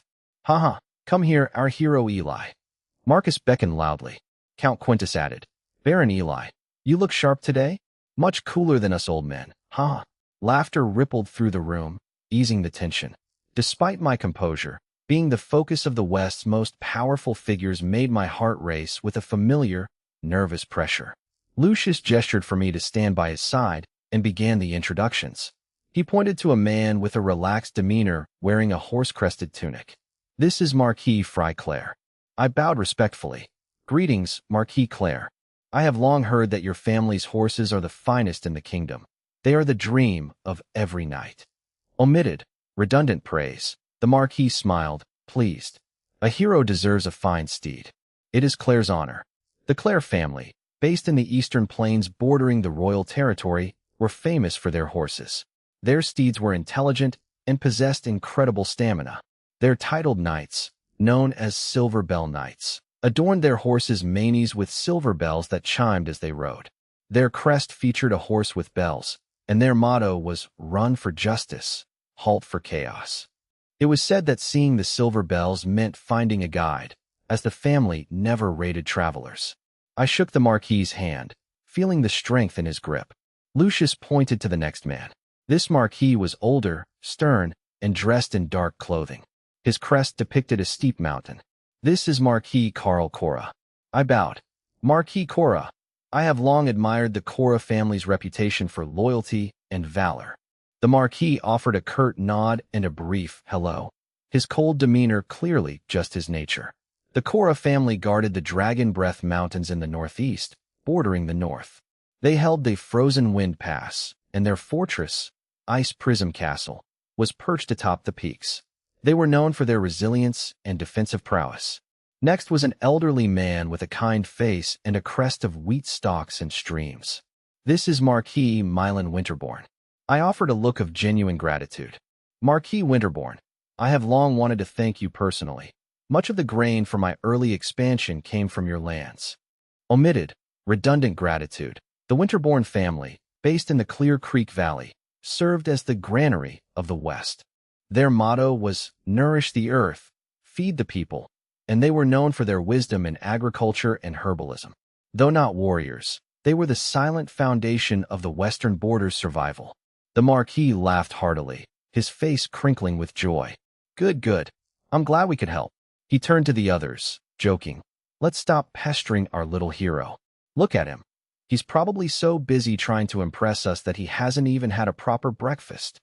Marquis Winterborn's prestige drew warm laughter from the room. A ruddy-faced count joked, "Old Marquis, don't stop now? We're waiting to hear Baron Eli praise our wine."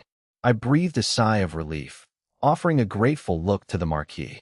Honestly, I'd take a lecture on grain yields over small talk any day. I had been struggling to find words for these high-ranking nobles. Lucius, amused, spared me further trouble and introduced the remaining dozen counts.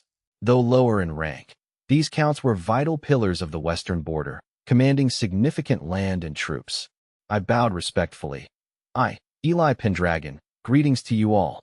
The nobles responded warmly, their initial scrutiny shifting toward acceptance. They recognized that my presence wasn't merely due to my war record or marriage into the LaRoche family. My potential and composure, unusual for my age, earned me a place in the western border's inner circle. I sat beside Lucius, listening intently to the elite's conversation. Marquis Claire soon steered the talk toward practical matters. "Sir Lucius, I must report something. Marquis Toscana of the Royal Territory secretly warned me to prepare my troops for emergencies. However, he later retracted the order. I suspect the Duke's situation in the capital is precarious." The atmosphere chilled instantly. Count Hanad slammed his armrest, eyes blazing. "How dare they? If the Duke is harmed, I'll lead the charge myself." "Calm down, Count Hanad," Count Quintus interjected, frowning. "The capital is complex. Rash action will only endanger the Duke further." Marquis Winterborn nodded slowly. "Toscana wouldn't retract a warning without cause. The capital is clearly in turmoil. We must reclaim our lost territory and secure our defenses immediately. Only with a stable western border can we provide the support the Duke truly needs." Lucius listened silently, his gray eyes unreadable, before speaking. "The Marquis is right. Our priority is reclaiming our lands. As for my brother, he can handle the capital's vortex." He surveyed the room, looking for all the world like a man deciding which of these people to fire first. "We proceed with our planned campaign. Marquis Claire and Marquis Marcus, you are tasked with the central cities." Both Marquises agreed in unison. "Marquis Cora, take the northern line and secure Frozen Wind Pass." Marquis Cora nodded, and Marquis Winterborn accepted the mission to reclaim Kyle's City and Emerald City. I will detail the Count's assignments at the post-ceremony military meeting. The first batch of supplies from the capital has reached Thorn. Count Habii and I will coordinate the distribution based on your needs. We will also oversee the Pioneer Lords to support the campaign. Lucius's gaze sharpened. "I want a victory celebration at Storm City within a month. I want to wash away our shame with their blood and restore the glory of the West. The nobles roared their agreement, filled with resolve. An attendant knocked, announcing, "Sir Lucius, the auspicious hour has arrived." Lucius nodded. "Gentlemen, please proceed to the main hall." The nobles exited the room, lost in thought. Only I and Lucius remained in the quiet room. Lucius, sensing the weight of the war talk, softened his expression. He patted my shoulder, saying, "Sorry, Eli. Be ready." He then left to preside over the ceremony. I suppose being the person who has to clean up the inevitable mess is a career path in itself. Elsewhere, Lynn Aurora finished her preparations with the help of maids and noble women. She wore a magnificent engagement gown, showcasing the LaRoche family's prestige. Her hair was adorned with rare pearls and gems, making her look like a goddess from a painting. She gripped her hands, feeling a mix of nerves and anticipation. In the banquet hall, Lucius stood on the dais, scanning the gathered nobles. The 4 marquises sat in the front row, representing the power of the West. Lucius cleared his throat, silencing the room. "We gather in Thorn, the fortress of the LaRoche legacy. Not just for a union, but to celebrate the hope and strength of the western border. The Federation trampled our lands, but the lions of the West never slept. Your loyalty and blood defended our home. The victory at Thorn belongs to you all. Today, we entrust this hope to the next generation. Welcome our hero, Viscount Eli Pendragon." I stepped onto the dais. My black and blue armor, dragon claw pauldrons, and striking white hair ignited the crowd. The black and white blade. "Viscount Eli." The hall erupted in thunderous applause and cheers. Lucius continued, "And welcome the heir to the Golden Lion, Lynn Aurora." All eyes turned to the entrance. As Lynn appeared in her stunning gown, the hall fell into an eerie silence. She was breathtakingly beautiful. It was a beauty beyond words, radiating elegance and purity. The nobles were stunned into speechlessness. The silence broke into frantic cheers. A goddess has descended. If I knew she was this beautiful, I would have fought harder on the walls. What incredible beauty! Even the seasoned noble women looked on with genuine admiration.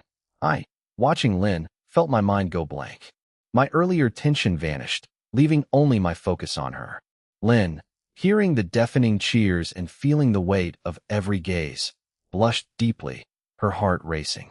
She hurried to my side in a panic, reaching out to grip my fingers for reassurance.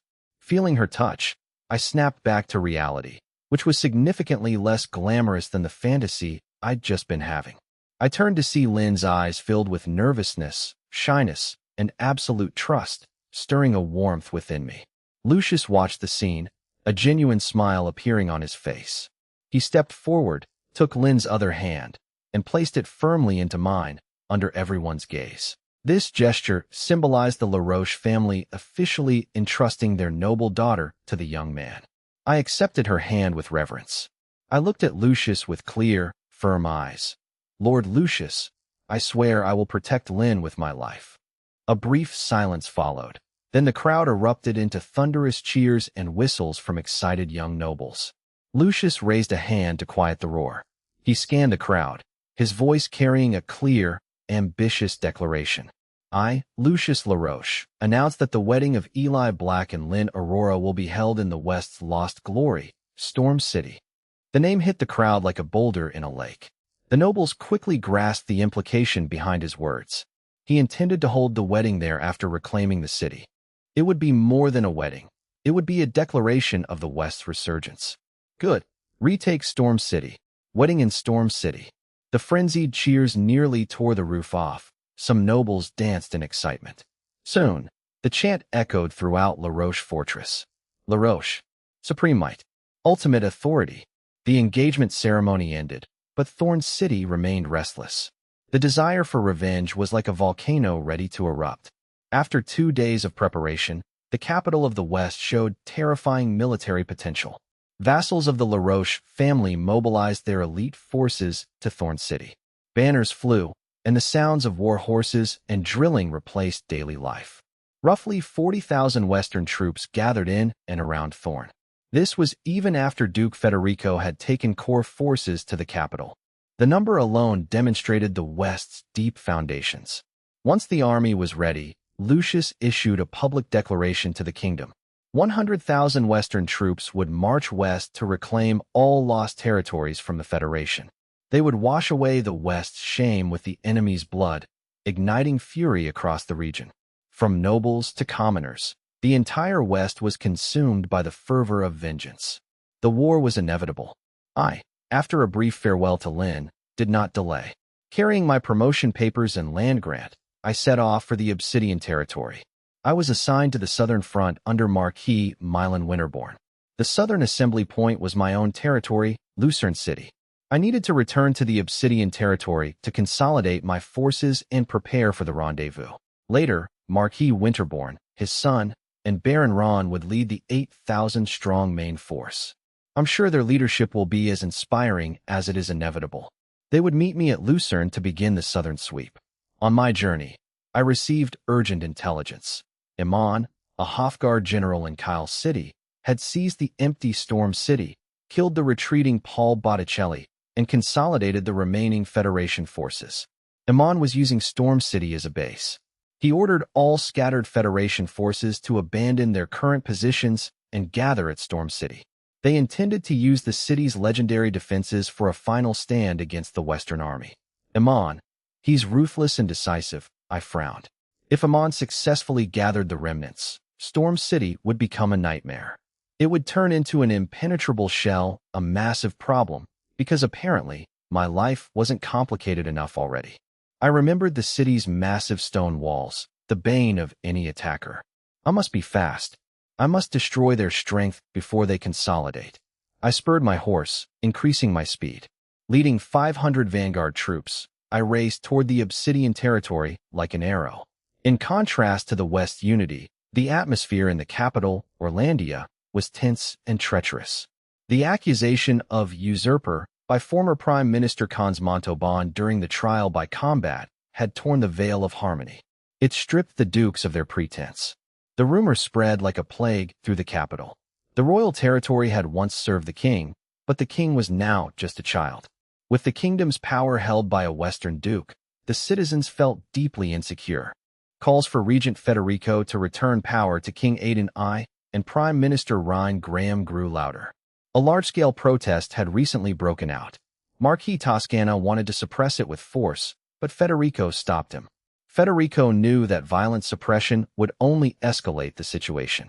It would give his opponents the excuse they needed to push the situation into the abyss. The protest was dispersed by the Royal Capitol Guard without bloodshed, which was fortunate. Federico knew the citizens were merely pawns used to create public pressure. The atmosphere in the regent's office was heavy. Federico, the once shrewd duke, looked older and more exhausted than ever. Only Marquis Leon Black and Marquis Toscana were present. Leon spoke solemnly.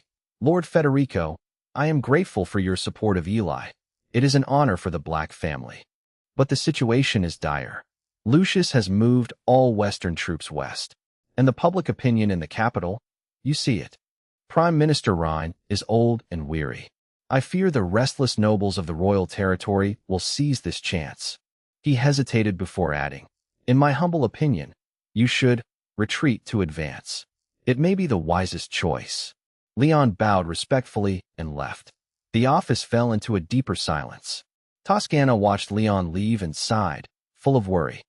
Duke, Lucius shouldn't have rushed the counterattack. It drained our foundations. Perhaps. He felt his plan was viable, a glimmer of hope in his eyes. We could take the Western troops and King Aidan back to the West. We would be safe there, waiting for the right moment. The West needs revenge, and so does Lucius. It is not Lucius's fault, and he cannot be stopped. Federico reacted to Toss' suggestion of taking the king to the western border with a bitter, incredulous laugh. His laughter died instantly, his gaze turning cold. He tapped his chair, his voice steady. Toss, understand this. Aidan is not Caesar Aurora, nor is he his father. He lacks achievements or prestige. His only leverage is the title of king. That chair in the Sun Palace is his only foundation. He paused. If he abandons the Sun Palace and Orlandia, his status as king becomes hollow. He would no longer be a symbol of power, but merely a 9-year-old child who abandoned his throne. If we were then branded as traitors who abducted the king, imagine the consequences. Toscana was stunned, breaking into a cold sweat as he realized the danger of his naive proposal. Then, Duke, what should we do? Toscana asked weakly. Leon risked much to warn us. Our friendship is likely over. Leon's warning isn't baseless. The royal territory nobles are likely conspiring. Federico stared out at the gray sky over the capital. After a long silence, he asked, "Any word from Claude or Bernard?" Toscana shook his head. "None." The South remained silent. Federico merely grunted. The office fell into a heavy silence, filled only by the distant noise of the city. Finally, Federico surrendered to fate. Then, we wait. 3 days later, I arrived at the Obsidian territory with 500 Winterborn Vanguard cavalry. Seeing the orderly houses, rising smoke, and the Black Dragon flag, I felt a sense of relief. No matter the chaos outside, this was the only place I felt truly grounded. This territory, built with my own hands, was my true home, mostly because it's the only place where people don't immediately try to kill me. Guards recognized my white hair and shouted in excitement. "The Lord is back. Notify Buck and the others." The gates opened, and I led my cavalry inside. I had already dispatched a messenger to Lucius regarding General Amon's attempt to rally Federation remnants at Storm City. I hoped this intelligence would prompt Lucius and the other marquises to accelerate their advance. I believed they would act swiftly to deny Amon time to consolidate. They would all inevitably accelerate their respective advances, never giving General Amon the time to consolidate his forces at his leisure. Esther and Captain Buck met me at the gate. Esther ran forward, beaming with joy. He grabbed my arm, then quickly pulled back, embarrassed but still ecstatic. "You've matured, Esther," I smiled. I handed Esther 2 official documents signed by Lucius. Esther unfolded the parchment, confused. Seeing the Viscount promotion and my name, his breath hitched. He rubbed his eyes, trembling with disbelief.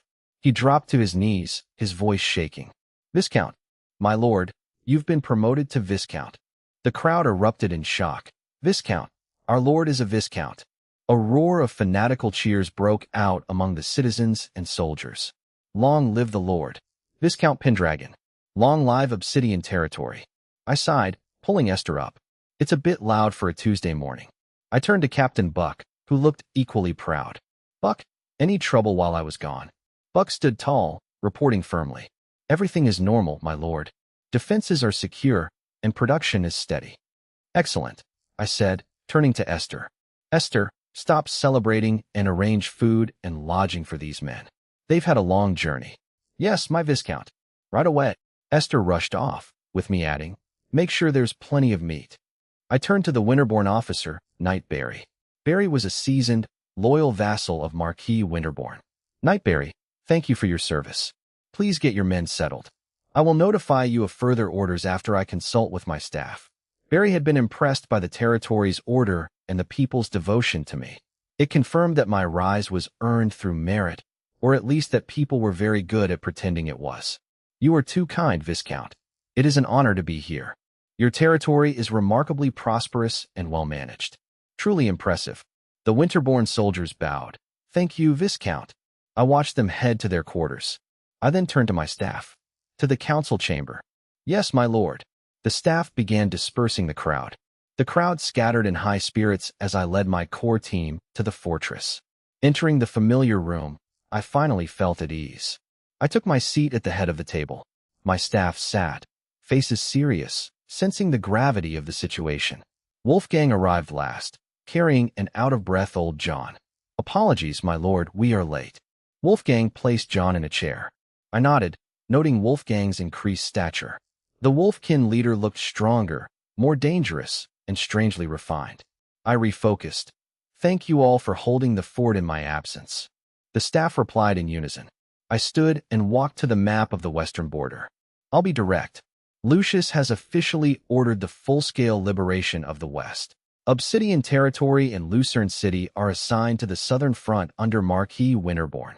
I announced that beyond the 500 Winterborn Vanguard cavalry I brought, Marquis Milan Winterborn would arrive with 8,000 main troops. Combined with Obsidian territory, Lucerne City, and other pioneer lords, the southern front force would exceed 10,000. Old John gasped. worried about the massive food consumption and the stability of their territory. Hardy questioned how they would supply such a large force with their limited reserves. Captain Buck asked me for our specific role, defense or offensive support. I gestured for the anxious council to quiet down. Do not worry, I assured them, though I was currently hoping the math worked out better in practice than it did on my napkin. Supplies will be managed by Thorn and transported to Lucerne City.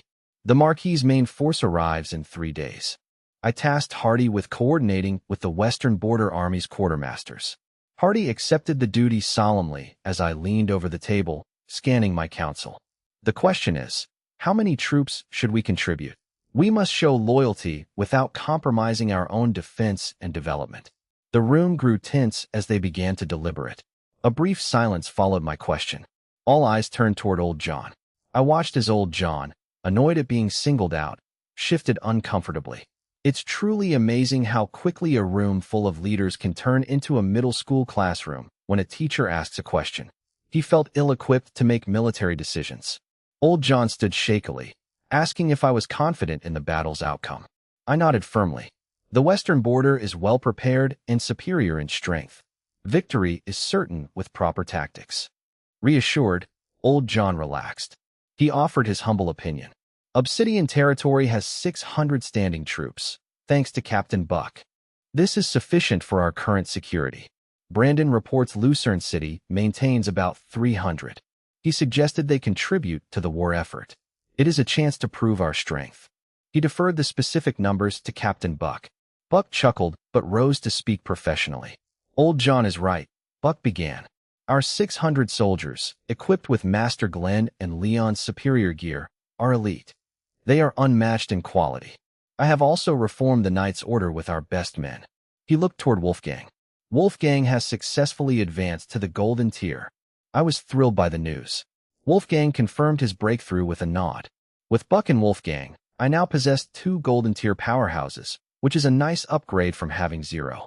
Buck continued. You are a young Viscount, and others may underestimate you. This is our chance to prove our worth. We must show them our true power. I propose sending 450 elite soldiers and the 50-man Black Raven Knights. Lucerne City can contribute 100 soldiers. A total of 600 well-trained troops with 2 Golden Tier leaders. It will be a force to be reckoned with. I looked pleased as Iker agreed, noting it would silence those who looked down on my youth. It is a perfect opportunity, and our remaining forces can handle local security. The council erupted in support, and I made my decision. Agreed.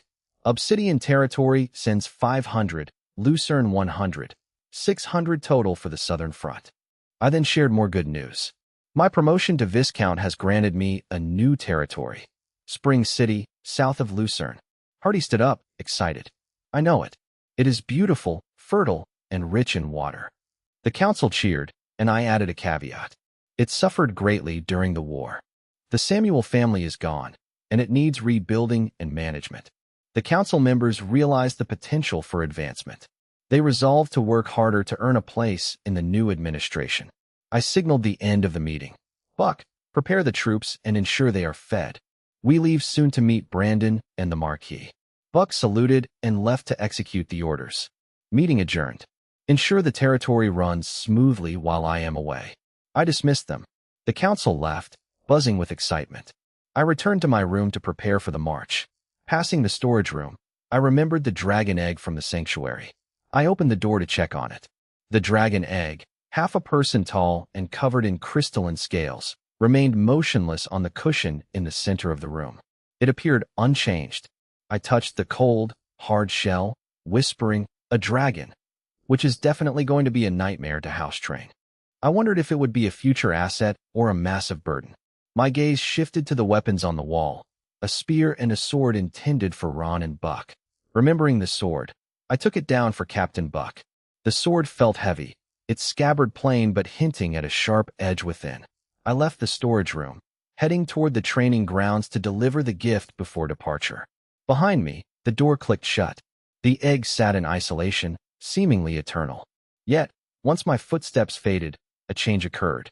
A faint, rhythmic light pulsed between the scales of the dragon egg, like a breath. The egg seemed to shift slightly, a movement so subtle it might have been an illusion, or just my sleep-deprived brain finally cracking under the pressure. The room returned to silence. My nameless book, stirred by a breeze, fluttered open, revealing shimmering starlight on its pages. The text told of a sorrowful prince on a boat, his crown stolen by 3 sailors who altered fate. The first stole the golden crown. The second held a blade to the prince's throat. The third cut the anchor, dooming the vessel. As the ship shattered in the abyss, a red star would pierce the night, and all forgotten things would rise from nameless graves. I found Buck at the training grounds, busy organizing troops, and handed him the sword. "Buck, this is for you." Buck took the sword, feeling its weight, and unsheathed it slightly. A cold, sharp light emerged, revealing intricate mithril patterns resembling stardust near the hilt. As a gold-tier knight, Buck immediately sensed the weapon's extraordinary power, far exceeding any he had wielded before. "Lord, this is too precious." Buck realized it was a mithril weapon forged by Master Glenn. He looked up, stunned, his hand trembling as he gripped the sword. For a knight, such a gift was immense. I smiled at his shock and patted his shoulder. "Take it. A good sword belongs to a hero. Prepare quickly. I'm going to rest." I walked away, leaving Buck overwhelmed by the gift. Back in my room, exhausted from travel and meetings, I lay down for a nap. Later, Buck's voice woke me. "Lord, the troops are assembled. We can depart." I shook off my drowsiness. "Let's go," I said, rising. "Are Barry and his men ready?" Buck nodded. "The Winterborn Vanguard and our men are ready." "Good. We head to Lucerne." Meanwhile, in Storm City, General Amon sat triumphantly in the Lord's mansion on a lavish, lion-carved throne. He stroked his red beard, surveying the grand hall, which far surpassed the one in Kyle City. "General Amon, this palace rivals the legendary god-forged palace of our homeland." His officer, Hammer, wearing a horned helmet, grinned. Storm City, like Thorn, had been a LaRoche stronghold for centuries. Its previous lords had spared no expense on the mansion.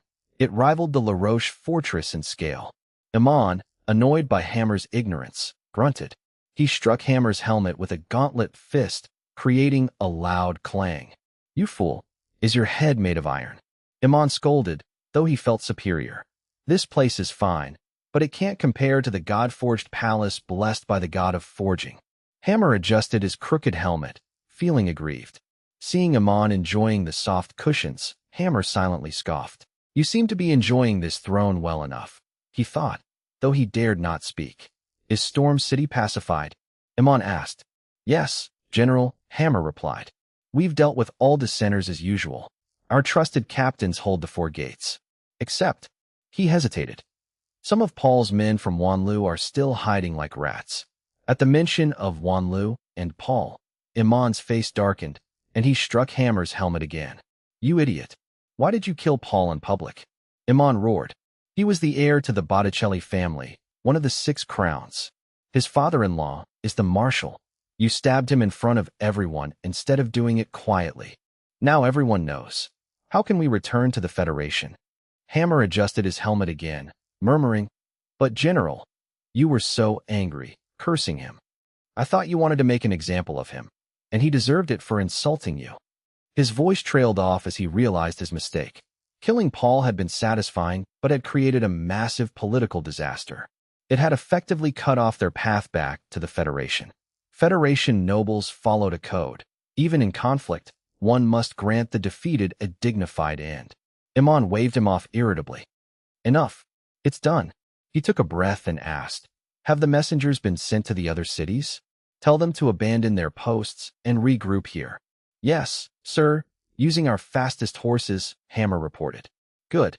Amon leaned back, regaining his composure. "Now, bring me the best wine and food from the cellar. I intend to enjoy myself." "Yes, General." Hammer hurried off.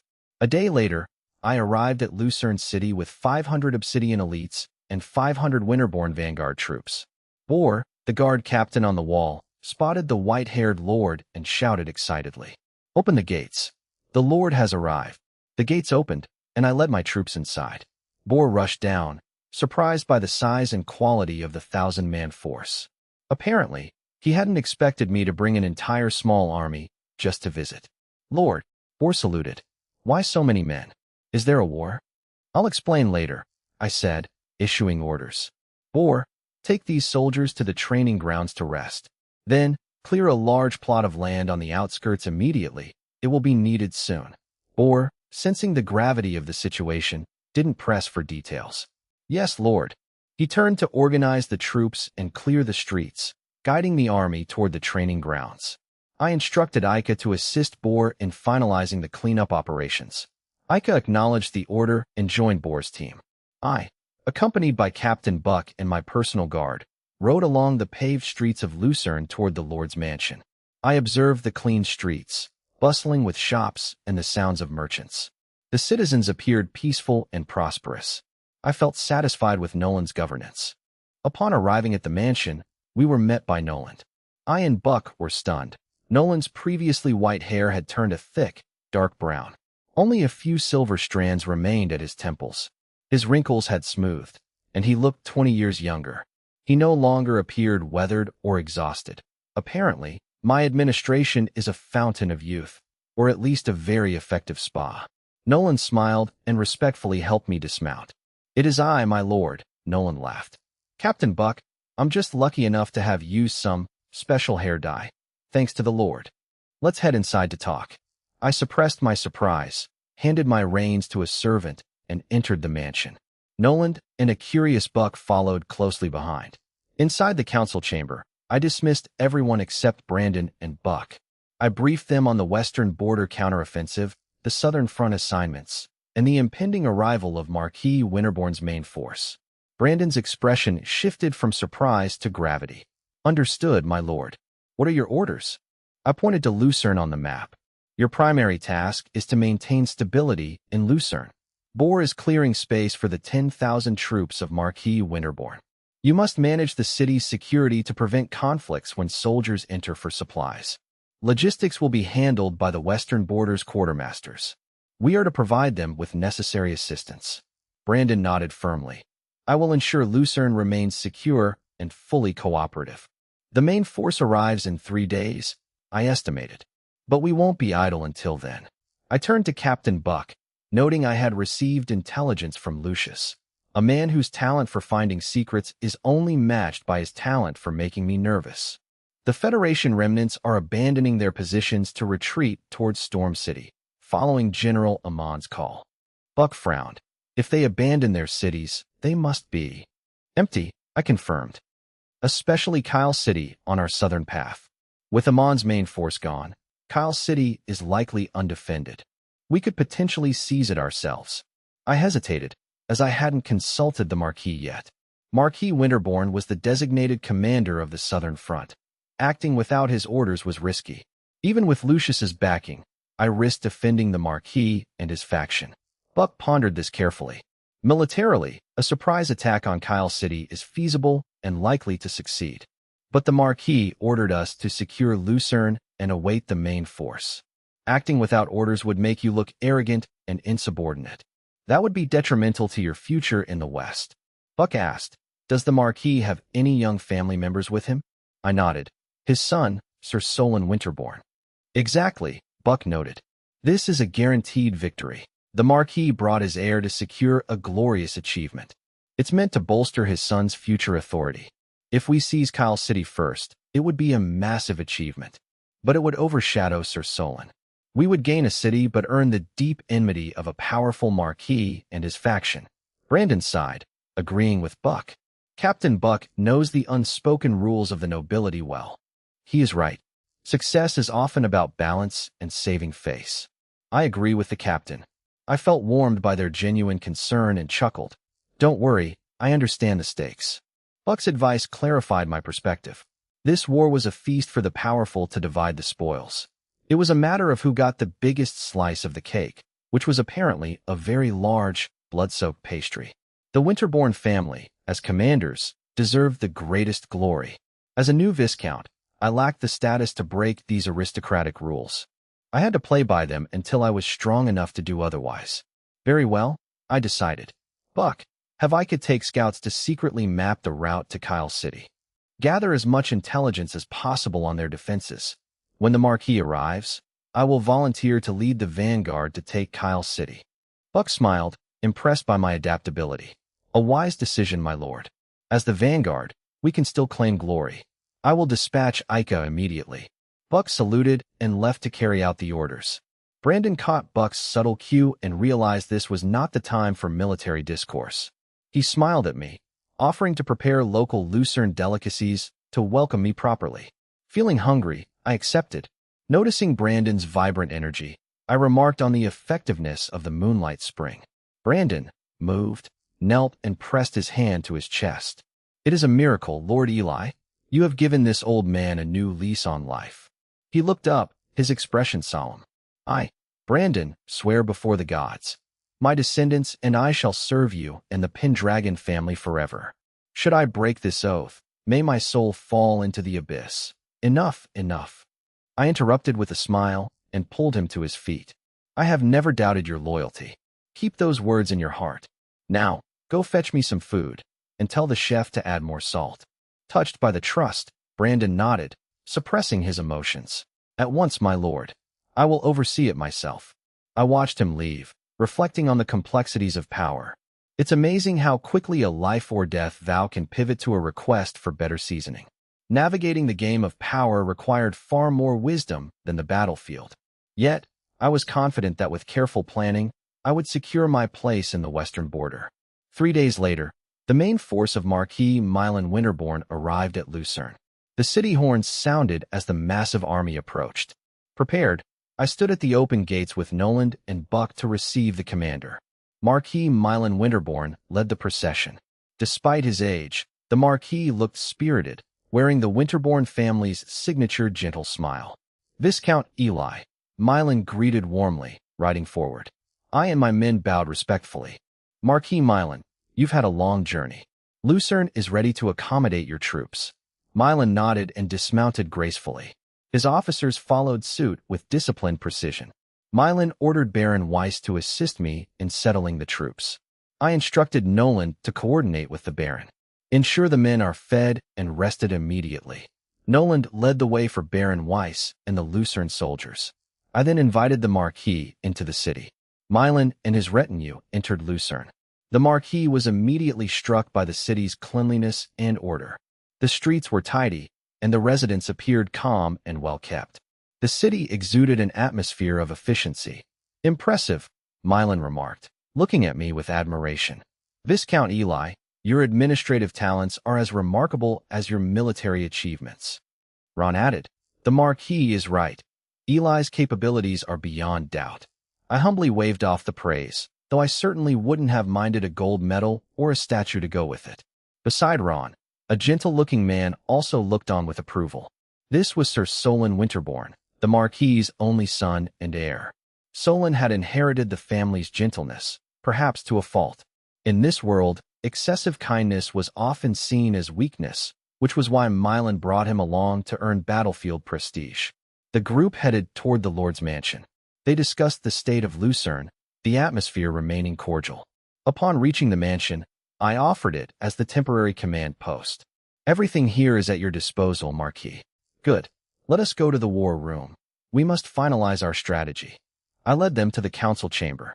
A detailed map of the western border was laid out on the central table. Milan took the head seat and pulled me to sit beside him. No need for such formality, Eli, he said, gesturing to the seat at his left. I will need your wisdom to reclaim the southern line. I took my seat as the other nobles watched. Solon sat opposite the Marquis, while the other officers took their places. Over 30 people filled the room, showcasing the Winterborn family's influence. Milan's expression turned sharp. We are tasked by Sir Lucius to reclaim the southern line within a limited time frame. We must prioritize Kyle City, Emerald City, and Monta City. Viscount Armand stood up first. My suggestion is to bypass minor towns and strike Kyle City immediately. Kyle City is the hub, taking it cuts off the Federation's retreat. From there, we secure Emerald City, then move north to Monta. Once the rear is secure, we can march to Storm City to join the other coalition forces. Milan nodded thoughtfully. Viscount Furman, a scarred and cold-eyed noble, stood up next. Armand's plan is too cautious. We must reach Storm City within a month. I agree with taking Kyle City, but we must split our forces afterward. I will lead one force to Emerald City, while Armand takes the other to Manta. The Federation is depleted, their defenses are thin. Why waste time with a slow advance? Several officers voiced their support for Furman's aggressive approach. Armand frowned, weighing the risks. The two Viscounts exchanged tense glances while I watched silently. I realized Marquis Milan had not yet received Lucius's report regarding the Federation remnants retreating towards Storm City. As I prepared to speak, I noticed the Marquis ignoring the arguing lords and looking at his son instead. Solon, the Marquis asked gently, which plan do you think is more suitable? Caught off guard, Solon scratched his head, looking visibly troubled. Father, both. Both lords make good points. He stammered, his gaze shifting between the map and the two Viscounts, clearly disinterested and unskilled in military strategy. His hesitation annoyed Furman's supporters. The Marquis hid his disappointment behind a smile. I stood up, saving Solon from embarrassment while providing crucial intelligence. It was either that or watch him continue to sweat through his tunic. Lord Milan, my voice commanded the room's attention. Before deciding on a plan, I have vital intelligence to share. Oh, the Marquis looked intrigued. What is it? I pointed to the map, noting recent troop movements in several cities. They are abandoning their positions and converging on Storm City. A murmur of surprise rippled through the council. This means, I continued, that apart from Storm City, the Federation's southern defenses are hollow. Some towns might even be empty. This revelation shifted the meeting's entire trajectory. Viscount Armand, previously favoring caution, reconsidered. If that is true, Viscount Furman's plan for a rapid advance is superior. I withdraw my objection. He was pragmatic enough to adjust his strategy as the situation evolved, which is a polite way of saying he folded like a cheap lawn chair. The Marquis nodded approvingly and, seeing no further dissent, made his decision. We shall proceed with Viscount Furman's proposal for the Southern Front. His voice was gentle, yet carried absolute authority. Speed is essential. We march at dawn tomorrow. Our target, Kyle City. Yes, my lord, the generals shouted in unison. The Marquis turned to me with expectation. Viscount Eli, I am here, my lord. You are familiar with the area and lead the elite who reclaimed Lucerne. Will you serve as the vanguard for Kyle City? The nobles looked on with skepticism, but I struck my chest in a standard knight's salute. I obey. I will clear the path and take Kyle City first. Time passed as the army marched.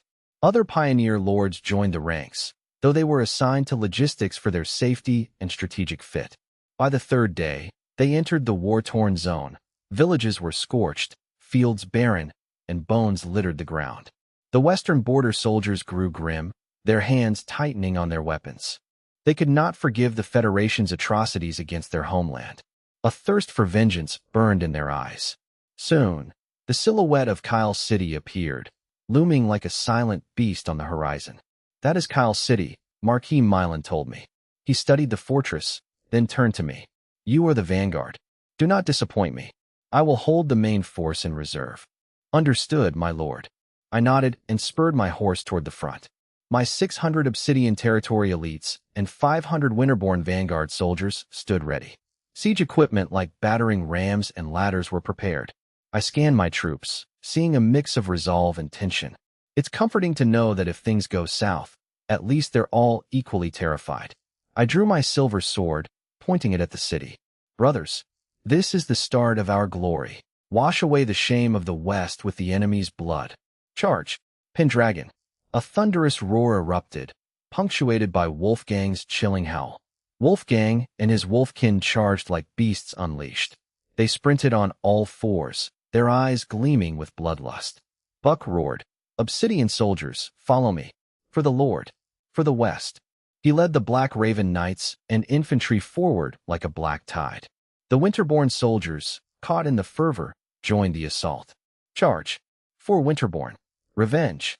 1,000 voices roared toward the city. On the ramparts, a Federation officer spotted the incoming tide and heard the deafening war cries. He panicked, shouting for reinforcements, but his scream was cut short by an arrow through his throat. He collapsed, falling over the edge of the high wall. Enemy attack. Archers, fire. The defenders descended into chaos. In the distance, I calmly lowered my recurved bow. I drew 3 more armor-piercing arrows, while my men cheered. The defenders fired a disorganized volley in response. Shields, Buck commanded. The soldiers instinctively formed a tight, mobile shield wall. Arrows clattered harmlessly against the shields. Only a few soldiers suffered minor wounds to exposed limbs. The wolfkin were even more impressive. Their thick hides and muscles deflected most of the arrows. They barely slowed, their momentum carrying them forward. Wolfgang and the wolfkin reached the base of the wall in a whirlwind. Buck's main force followed closely. Raise the ladders, Buck ordered, his training paying off. The soldiers efficiently propped the ladders against the walls. A panicked officer on the wall screamed at his subordinate. "Where are the reinforcements?" "They've been sent for, but we're outnumbered," the soldier stammered. The officer drew his blade and decapitated the soldier for his cowardice. "Cowards! Warriors of Havgard do not retreat. They die fighting," he roared, trying to rally his wavering men. "Hold the line. Throw everything you have. Rocks, logs, crush those western dogs." Through brutal suppression and rallying, the defenders barely maintained their crumbling morale. They began hurling debris, but their resistance was shattered as 3 arrows whistled through the air. The shots were impossibly precise, piercing the throats or faces of 3 soldiers as they leaned over the ramparts. They collapsed backward without a sound. "My lord, they have sharpshooters. Their aim is perfect," a soldier cried, cowering behind the battlements. "It's almost like they're trying to hit something." While the defenders were pinned down by my archery, Wolfgang seized the moment. With a roar, his powerful hind legs propelled him forward. He leaped up the swaying siege ladder and vaulted onto the wall, instantly impaling a spearman through his armor.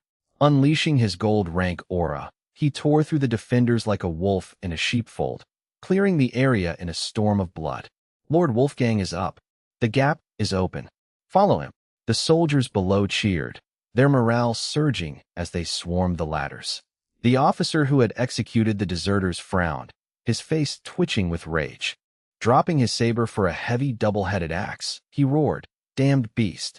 I, Barton of the Havgard Gladiators, will face you." As Pendragon soldiers poured through the breach, Buck and his Black Raven knights climbed the ramparts. Buck pushed aside a protective knight, saying calmly, "I'll handle this." He drew the sword I had gifted him. The blade's cold, sharp aura seemed to freeze the air. "Get out of my way." Barton's roar was cut short by a silent, crescent-shaped arc of black sword energy. Barton froze, his ferocious expression locked in place. A thin red line appeared on his forehead, spreading down his nose, lips, and chest. Splat! Blood erupted as his body was sliced perfectly in 2. The residual energy cut down several soldiers behind him, leaving the ramparts in stunned silence. A Black Raven knight stared at Buck in awe. "Captain, you've grown stronger." Buck sheathed his sword, indifferent. "Focus on the enemy," he commanded. "Yes." The soldiers, jolted back to reality, charged the remaining defenders with renewed fervor. With Wolfgang and Buck leading the charge, supported by the Black Raven knights and elite infantry, the battle turned into a rout. The defenders' resistance collapsed, and they began to flee. I ascended the wall, my blade, silver, flashing as I cut down any who stood in my path. It's amazing how much more efficient a sharp sword is than a blunt conversation. "Take the gate. Open it," I ordered, leading my squad toward the gatehouse. In the distance, Viscount Furman squinted, observing the battle from the main Winterborn formation. He stared in disbelief at the total dominance of the attacking forces. He turned to Marquis Milan. "My lord, it seems Viscount Eli's men have already breached the city." Before the words left his lips, his judgment was confirmed. A sharp-eyed soldier shouted, "My lord, the gate. Kyle City's gate is being opened from the inside." Milan watched as the massive gate slowly groaned open. Beyond it, the defenders were in full retreat. Despite knowing the city was lightly defended, Milan was shocked by the sheer speed of the collapse. The efficiency of my vanguard and the ferocity of my elite troops far exceeded his expectations. Young, capable, and allied with the LaRoche family, Milan felt his decision to befriend me was more than justified. He must have stolen build ties with me. "My lord," Furman urged, snapping Milan back to reality. Every second counted on the battlefield. Milan regained his composure. He drew his sword and signaled the army. The gate is open. Charge. For Winterborn. Revenge. Kill them all. The main force surged forward like a broken dam. The ground trembled under the thunder of hooves and marching boots. Milan grabbed his son, Solon, and pushed him toward Viscount Armand. Stay with Armand. He will protect you. Solon nodded reluctantly. Armand bowed slightly, promising, Sir Solon, stay close. I will protect you with my life. Armand was one of the most loyal supporters of the gentle heir. He accepted the responsibility of guiding the future lord. The Winterborn force flooded the city, clashing with the disorganized Federation reinforcements. The reinforcements were outnumbered and panicked, no match for the vengeful Western elite. Kill them all. Furman roared, leading the slaughter until the enemy was wiped out, leaving the streets littered with Hovgard armor. Bloodied, Furman approached Armand to delegate tasks. Armand, secure the city, calm the civilians, and take the Lord's manor. Maintain order. He turned to his officers. I will secure the warehouses and armories. Ensure nothing is missed. Armand nodded firmly. Understood. He paused, looking at Furman and his blood-crazed men. Furman, keep your men in check. These people are now subjects of the West. No looting or senseless killing. Furman wiped the blood from his face and grunted. I know the stakes. Don't worry. He led his men off like a whirlwind to secure the strategic points. Armand began directing troops to control the main thoroughfares and sent an elite unit to seize the central fortress. I had fully cleared the walls and secured the gatehouse. The Winterborn banner flew high. Marquis Milan rode to the gate, where I and Buck met him. Eli, Milan said, his face beaming with genuine admiration. He clapped me on the shoulder. Excellent. Truly excellent. It is a pity, he sighed, that Sir Lucius discovered such a gem before I did. I smiled modestly. You are too kind, my lord. This victory is due to your strategy and the main force's arrival. I cannot take all the credit. Milan laughed, clearly pleased. A sweet-talking young man. Listen, a lord may lack military genius, but he must know how to judge talent. That is the foundation of power. I will remember your teaching, I replied with a bow. Ha. You know how to please an old man, Milan chuckled. Suddenly, his smile faded, replaced by a look of weary concern. I suppose the old man act only lasts until the paperwork starts. Compared to Solon's sheepish nature, I spoiled him too much as a child. Enough of that. He gestured to move on. I and Buck followed Marquis Milan Winterborn into the city. The group walked across the blood-stained, debris-strewn ground toward the central lord's fortress. Houses along the streets were damaged, with residents peering fearfully from behind windows. Western border soldiers patrolled, clearing the battlefield amidst shouts, the groans of the wounded, and the clatter of supply transport. The air was thick with blood and panic. Marquis Milan sighed heavily as he surveyed the fearful citizens and ruined homes. To think a fine place like Kyle City has come to this, he lamented with elderly melancholy. The Tacks were known for their wine. The Count was a straightforward man, and he had a lovely daughter. I followed silently, listening to the old man's rambling. It's a special kind of talent to turn a war zone into a trip down memory lane.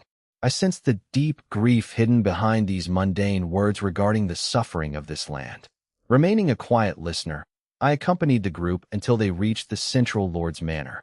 The grand mansion stood with its gates wide open, guarded by Winterborn soldiers. Viscount Armand hurried out to greet them. Marquis Milan, the manor has been secured. Please, enter. Milan nodded and stepped into the residence, once held by the Tacks, then occupied by General Amon, and now reclaimed. Armand, Milan asked casually, where is Solon? I hope the battle didn't make him wet his pants. His tone held a father's teasing, yet his eyes betrayed concern. Armand smiled helplessly and defended the young man. Marquis, Sir Solon fought bravely and stayed right by my side. He is currently in the study, meticulously reviewing documents for intelligence on the Federation forces. Armand paused, adding sincerely, though Sir Solon may not be a master of battlefield command, he is diligent and kind-hearted. These are rare qualities. You needn't be so harsh on him. Realizing I was present, Armand stopped, sensing it was improper to discuss family matters before an outsider. Milan's expression softened at the praise for his son. He gave a quiet hum of acknowledgement. Good. What of Furman? How is his progress? Viscount Furman is securing key locations in the city and will report to you shortly. Soon after, Furman arrived with several weary officers. He saluted Milan. Marquis, all key locations, warehouses, armories, towers, and intersections are secured. Resistance has been cleared. Milan turned his attention to Furman with an approving look. Well done, Furman. Your speed is commendable. He handed Furman a crumpled piece of parchment found in Amon's command room. Furman read the letter, written by General Amon himself. The order commanded all remaining personnel to abandon Kyle City, take all valuable supplies, and rendezvous at Storm City. Furman's eyes widened in realization. So that's it. Amon abandoned Kyle City for Storm City. I wondered why the warehouses were already packed for transport. We arrived just in time. Any later, and we would have found an empty city with all the supplies gone. Milan nodded, glancing at me. This confirms the accuracy of my intelligence. The Federation is clearly suffering internal strife. Amon is consolidating his forces at Storm City. If he successfully gathers the remaining western border troops and supplies into that impregnable fortress, it will be a massive headache for us. Marquis, we must act immediately, Furman urged. I suggest Armand and I split our forces to reclaim Emerald City and Monta City. We only need to leave a reliable commander and a small garrison to maintain order here in Kyle City. Armand agreed. Indeed, speed is essential. I will take Monta City to the north. Once captured, we can push toward the edge of the Dragon Breath Plains. That is a vital route to Storm City. We might intercept Federation stragglers retreating there. Success there would ease the pressure on our eventual assault on Storm City. Milan pondered his vassal's analysis. He looked at Solon, who stood quietly nearby. Solon, the letter you found provided critical information. Well done. The rare praise made Solon blush, leaving him unsure how to respond. Milan turned to Furman and Armand, making his decision. Proceed as planned. After the army rests this afternoon, divide your forces and depart immediately. As for the garrison here, Milan considered, Baron Venus shall remain. He is older and needs the rest after today's siege. It is a suitable task for him. Understood, Marquis. Furman and Armand saluted in unison. I shall coordinate the troop distribution with Sir Armand immediately. Furman and Armand exchanged a look and hurried out to mobilize their men. Milan turned to me. Viscount Furman is experienced and brave, but he is also overly confident and direct. I fear your temperaments may clash. Therefore, I will accompany him to Emerald City myself. He looked at me and Solon. You and Solon will join Viscount Armand's force toward Monta City. Armand is steady and thoughtful. I trust you with him. I and Solon accepted, both feeling relieved. Traveling with a steady commander was far preferable to the aggressive Furman, who treated every tactical discussion like a bar fight. The two bowed and hurried to catch up with Armand. Milan watched them leave with a satisfied expression. It would do Solon good to spend time with a promising youth like me. Armand organized his 4,000-man force with high efficiency. They marched out of Kyle City in a grand procession. They headed northwest, moving rapidly toward Monta City. Simultaneously, Furman led a similar force toward Emerald City in the southwest. Milan accompanied Furman's division as promised. Time passed during the tense march. The journey to Monta City provided Solon and me ample opportunity to converse. I soon discovered that the future Marquis Winterbourne was indeed as gentle and shy as rumored.